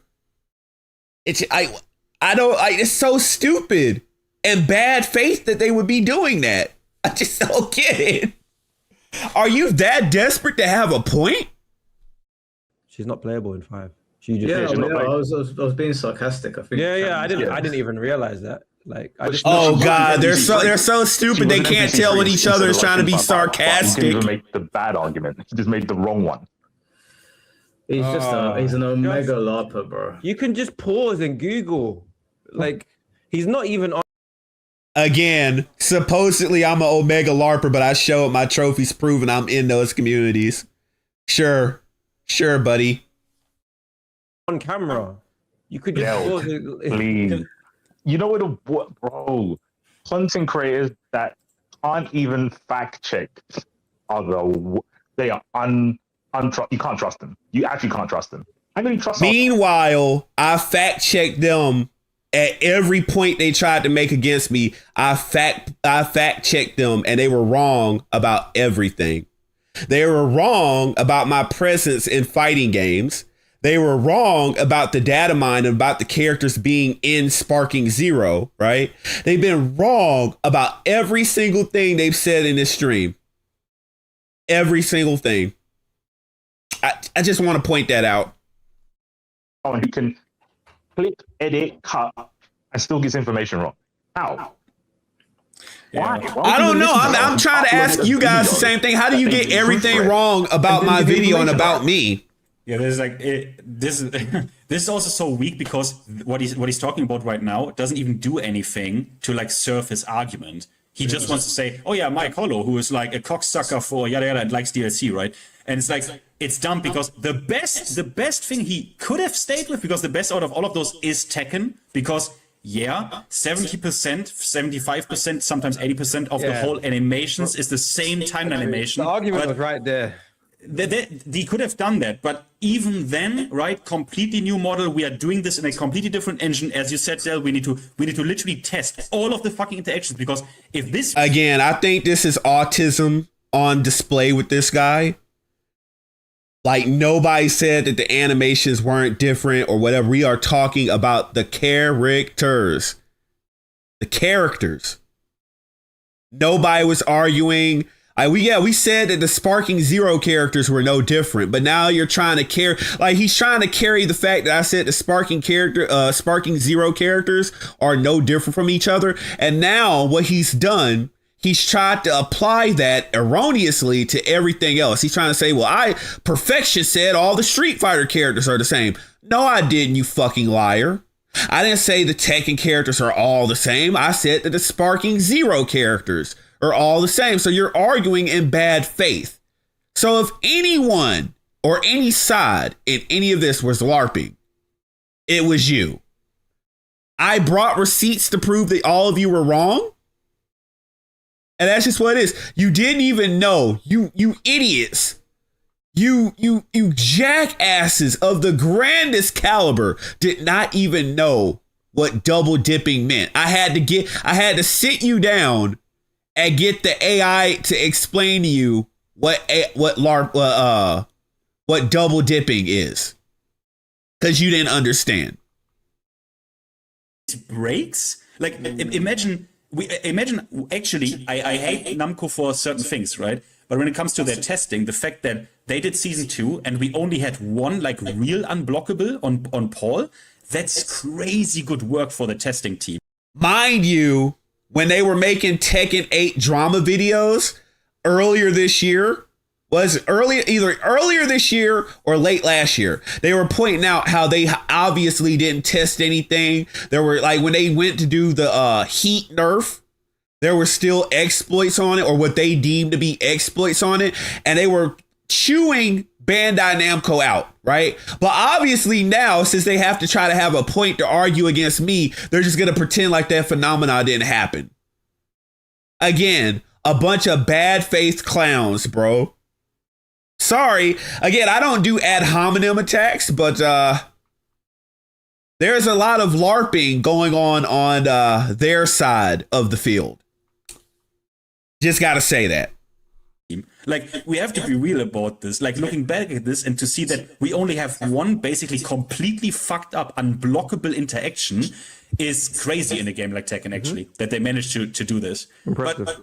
But yeah, sorry, let's go on with it. I mean, what we're well, hey, man, are we really congratulating them on only making one mistake? And it's a major one?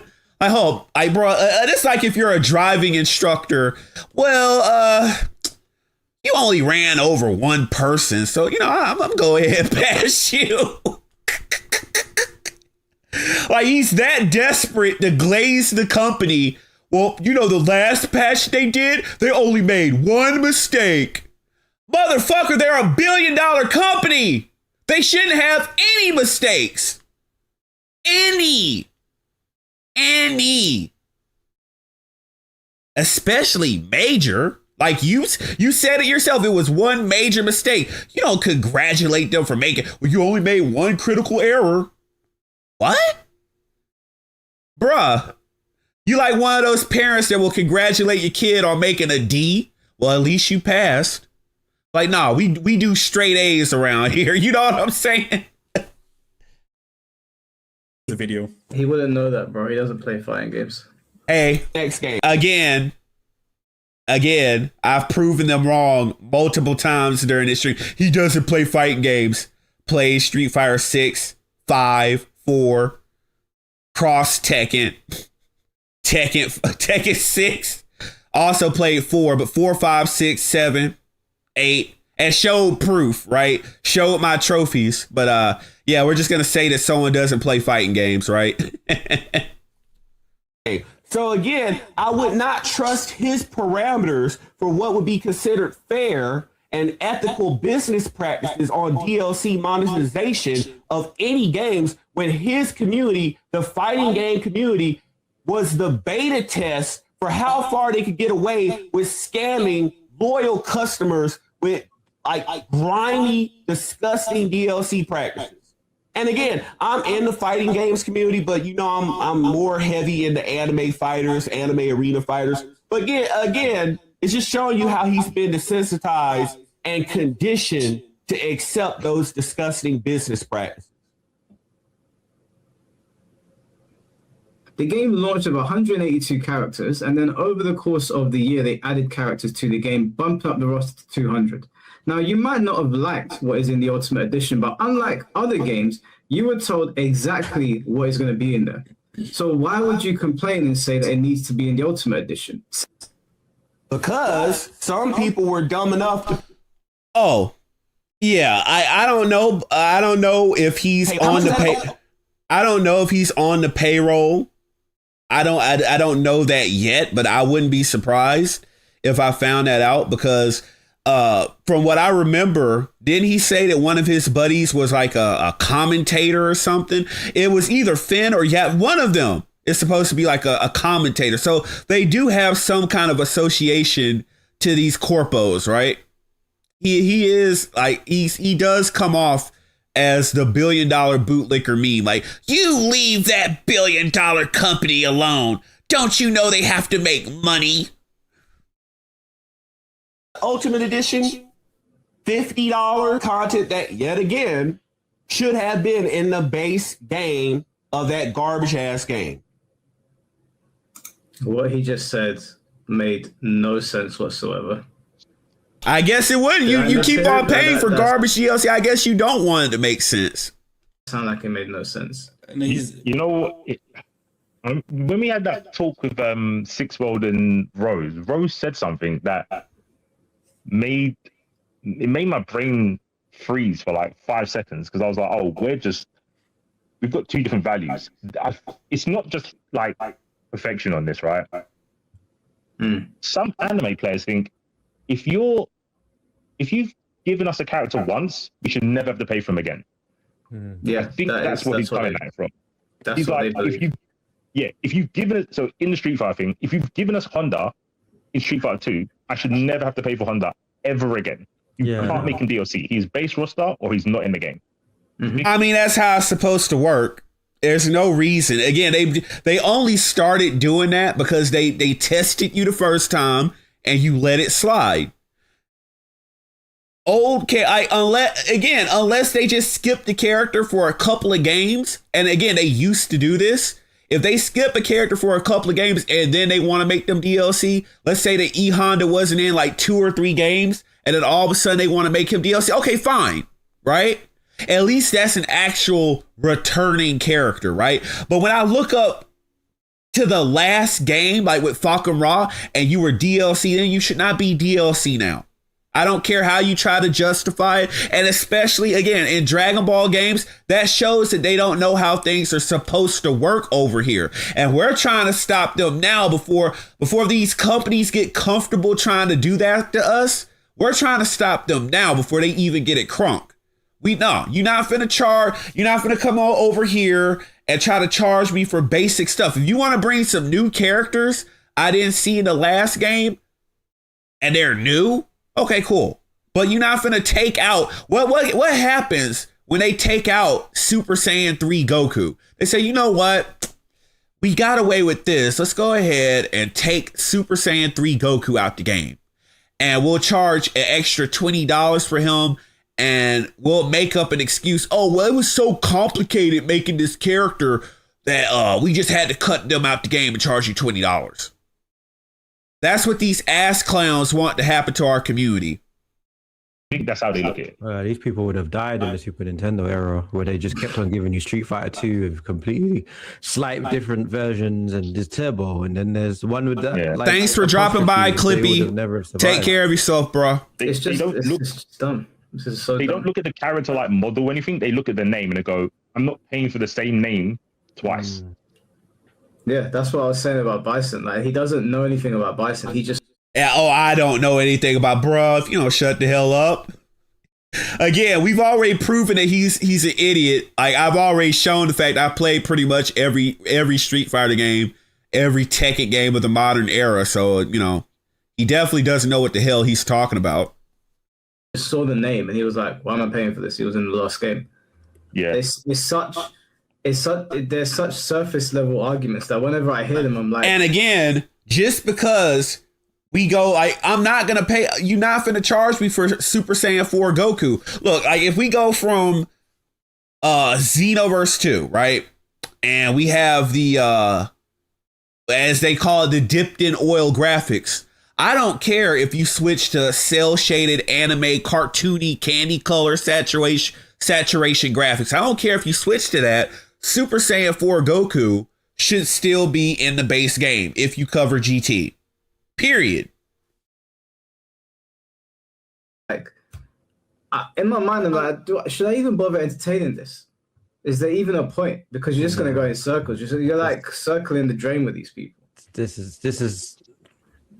Nah, the only reason he feels like anyone's circling the drain is when he needs a point, he will grasp at straws. There's nothing you're going to say that's going to make them be like, oh, yeah, I didn't see it from that point of view. And again, they will grasp to anything.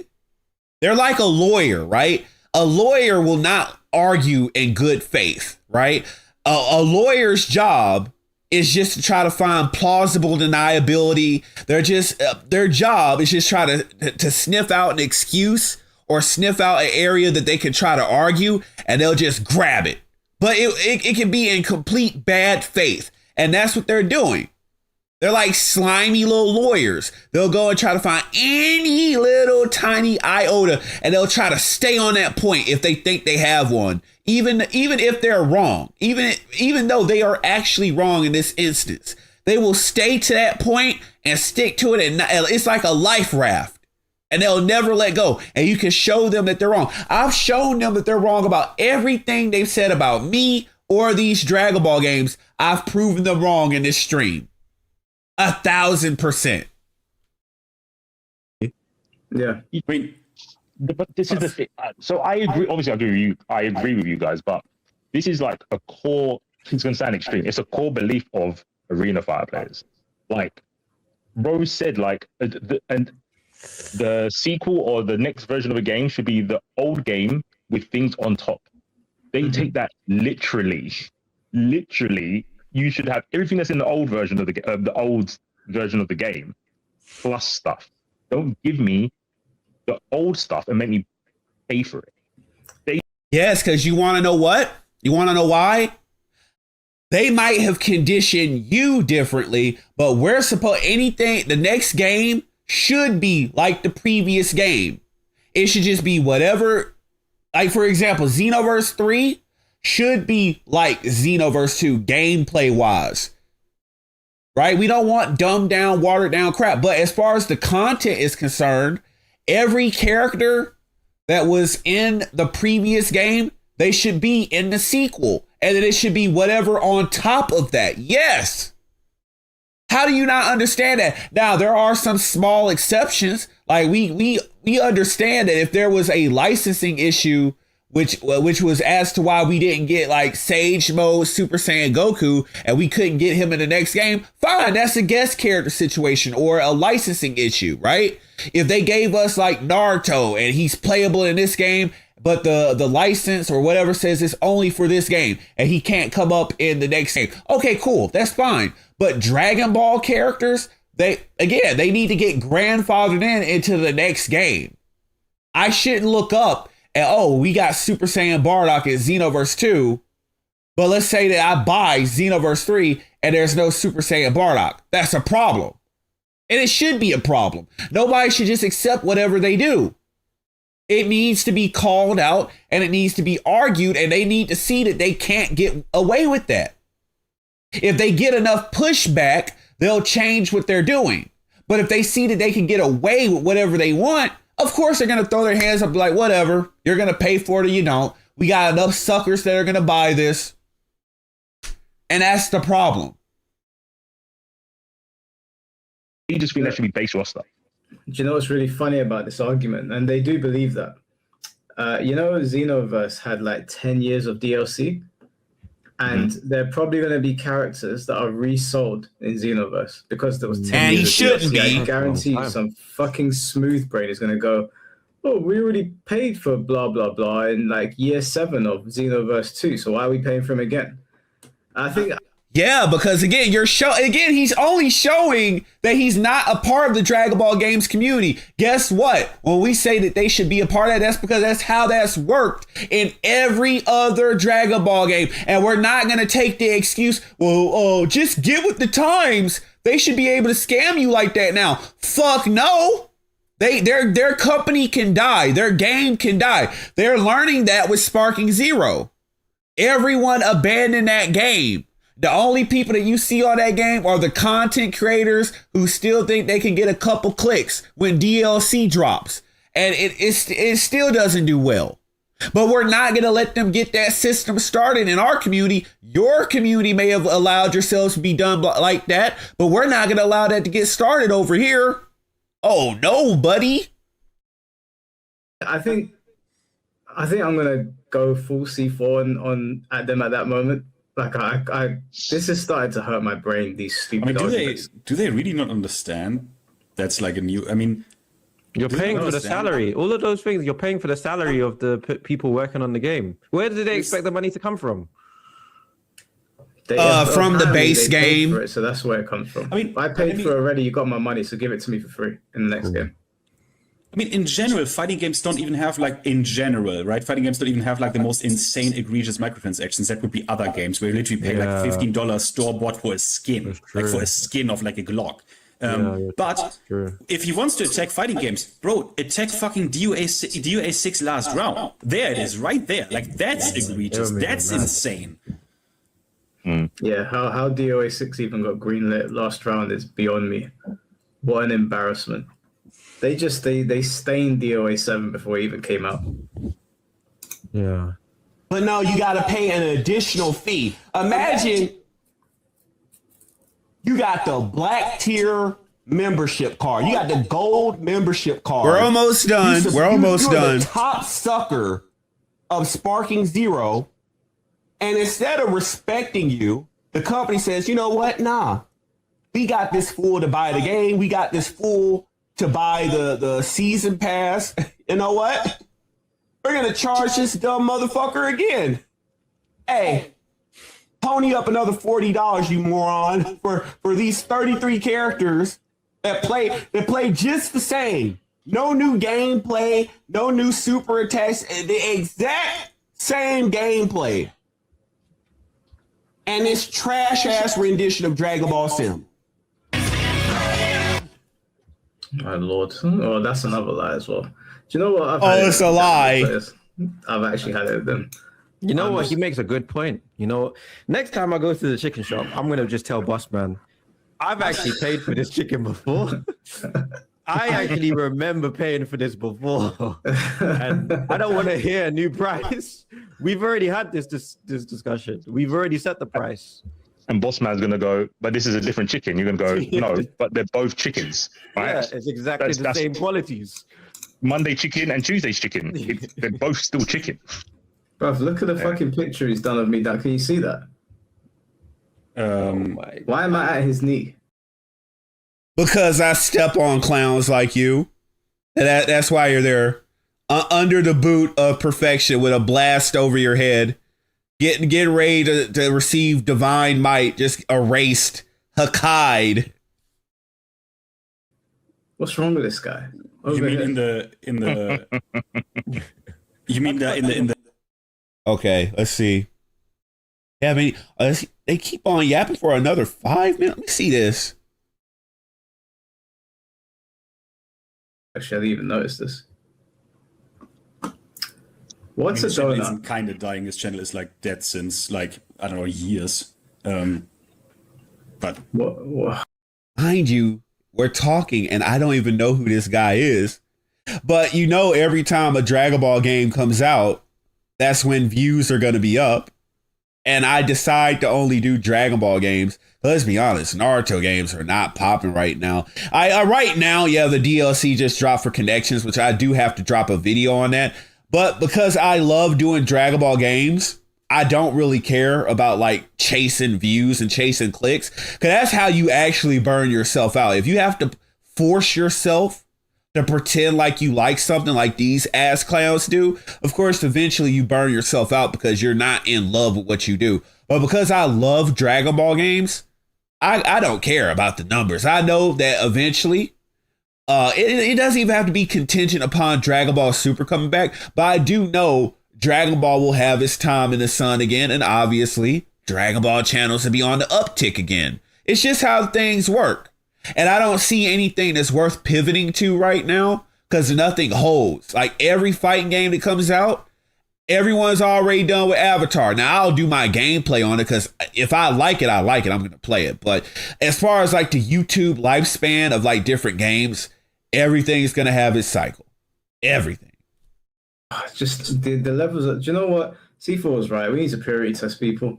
This can't keep on happening. Yeah, we in the Dragon Ball games community, we need to purity test people like you. We probably need to keep you out. Go ahead, talk your little Virtual Fighter 4, your Tekken, do your Mortal Kombat talk with Tom Brady, but you don't belong in the Dragon Ball sector. You don't know Dragon Ball. You are a Dragon Ball game LARPer. I mean, look at the polls. Look at the polls. 75% say that you are a LARPer. A fucking LARPer. He has no idea what he's on about. He doesn't play Sparking Zero. He doesn't play Tekken. He doesn't. Again, you are a liar, and I can say that for a fact because I've shown proof. I've played Tekken 6. Again, even before trophies got shown, I played 4, 5, 6, 7, and 8. And the Tekken tag games. And the Tekken Revolution. So I play Tekken. So you can shut the hell up with that one. I play all the fighting games, okay? Doesn't play Street Fighter. Doesn't play fighting games. What Perfection does. Again, mind you, I just want to do this one more time since he freshly just said that. We're going to go ahead and debunk him again. I love having the ability to just show people that they're wrong in real time, right? Go ahead and scroll down here. Oh, where? Ah, there we are. That's that beautiful bean footage. Go ahead. Show that one more time. Show that beautiful bean footage. Street Fighter 6. There go my trophies. I play it. Right? Oh, Grand Blue fans play it. Right? Haven't got any trophies at it. I haven't knuckled in on it, but I play it, you know. Dragon Ball Fighters, play it. There it is. There's proof. Tekken 7. Right? But I don't play Tekken, right? I don't play Tekken, right? That's what we're saying. Street Fighter 5, right? There it is right there. But I don't play it, according to Mike Kahlo. Right? What else? Yeah, I just want to. I'm just being. We're being clear. Right? We gotta address people as they're lying. Dead or Alive 5, last round. There it is. Mortal Kombat. There it is. Soul Calibur. There it is. Again. Injustice, there it is. Xenoverse 2, there it is. Xenoverse, Rage and Blast, Ultimate Tenkaichi, Naruto Storm, all the fighting games. Battle C. Tekken Revolution, Storm 3, Street Fighter 5, there it is. Oh, you want to see? Oh, I don't know if I can show this, right? I played all the editions. I had them all, the arcade edition, the ultra, but mainly got my trophies in the base game. But there it is. Injustice, there it is. Street Fighter Cross Tech, again, I'm not lying. There it is. There goes 6. There goes MVC. So, I mean, for someone to call someone else a LARPer, I think you should have your information straight. I mean, if you don't, you're just going to end up talking out your ass. You know what I'm saying? I mean, some people like Mike Hollow just end up talking out their ass. I don't know. It's just a bad look, a real bad look to be talking out your ass.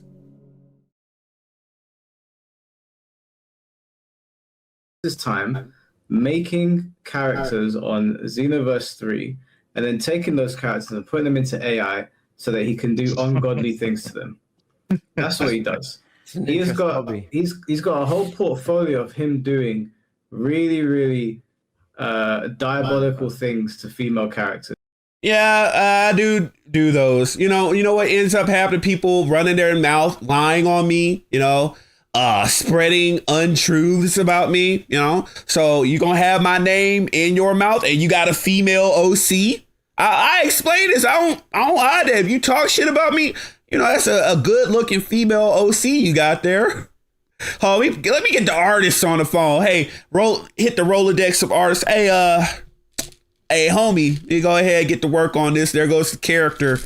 Go ahead and handle that. That Tom and Jerry meme where Tom's sitting up there calling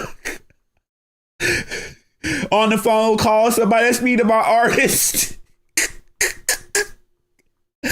Oh God! And if you've got a CAC, he will also do those things to your characters. Mm-hmm. That's what he does. That's if you want to see the worst kinds of pornography. They're the best kinds. They're the best kinds. It's your female OC trading up to perfection and natural selection. Lord Paragon. Hidden pages, and that's what they're not hidden. My Rule 3-4 Pahil page is completely public. Perfection. We've already had this argument once. I don't think we need to do it again. You're a LARPer. You don't play fighting games. Stay in your lane.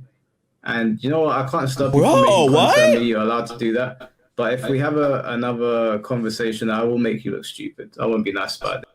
Oh, just like I just made you look stupid for what? 4 hours? I just made you look stupid and proved you were wrong about everything? I mean, if you want, we can do another 10 hours. I'm wide awake. I can prove you were wrong again. Like what are we doing, Mike? I just proved you wrong. He doesn't play fighting games. Shows all my trophies. Numerous amounts of gameplay of said fighting games on the channel. but I'm the LARPer. He's saying I'm the LARPer. No, sir, you are the liar. You are the LARPer. You don't do your research. You don't have good information. You are a corporate bootlicker. You will kowtow. You will get on them knees and you will give these Dragon Ball companies the old Miss Natural. You will give them that pinky lip service. You just down there bobbing on it. That's what you do. And for the past 4 hours, I've made a clown of you in front of my audience. I'm sorry, bro. You gotta hold that L. You are the LARPer. And I've proven it over and over and over again in this stream. Just saying. Just saying. This time. All right. So That was Mike Hollow's supposed video on me. I was so scared of that little like benign threat that he made. Oh, if you keep on going, I'm gonna embarrass you again. And he just spent. Not only did I destroy him for 10 hours the first time, right? Just absolutely destroyed the guy the first time. Gave him that Brock Lesnar versus John Cena SummerSlam treatment. But then turned around again tonight for 4 hours straight for your viewing pleasure with not a single drop of water, by the way. I destroyed this man, destroyed every criticism and point that he tried to make against me, and made him and his panel look like a bunch of cackling hyenas, a bunch of clowns. Yeah, sadly, we had to take a trip to the circus and observe these clowns in their natural habitat. Again, the UK is a circus, so I'm not surprised that Mike Hollow would be a clown, and I guess that Dale is his countryman. I guess he's from the UK too, so I'm not surprised that they're clowns too. You already know that they're cucks because you can't spell cuck without the UK, right? So again, completely destroyed them, completely destroyed every point they tried to make against me.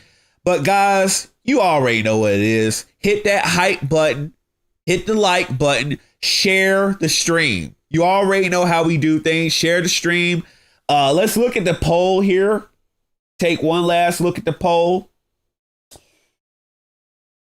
And it is tragic. Only one person said no. And I would not be surprised to find out that Mike Hollow is probably sitting there lurking on the stream, and he was that one that hit that no. And everyone else decided to call him a Larper. Well, we're going to go ahead and end it there, guys. I appreciate you guys coming out, supporting the channel, supporting the stream. Tomorrow, we're going to get back to business as usual, right? Try to have a stream out for you guys tomorrow. You know, we got a whole bunch of things to cover there. I'll try to have something out for Naruto Storm Connections. I am thinking of getting the DLC. I don't know if I care enough. I've seen people crying about the DLC, saying that people are still doing the same stuff that drove them away from Connections the first time. But I got a lot of stuff to do. We got Avatar on the menu. We got that to cover. We got I do some Bleach Rebirth of Souls gameplay. I might drop some of that for you guys because it has been a minute for that. But we got a lot to do, and so much content is coming your way. I just can't wait to drop it for you guys. But I will see you guys in the next live stream. Thanks for coming out. Thanks for supporting. But until then, it's going to have to be good night, guys. Peace.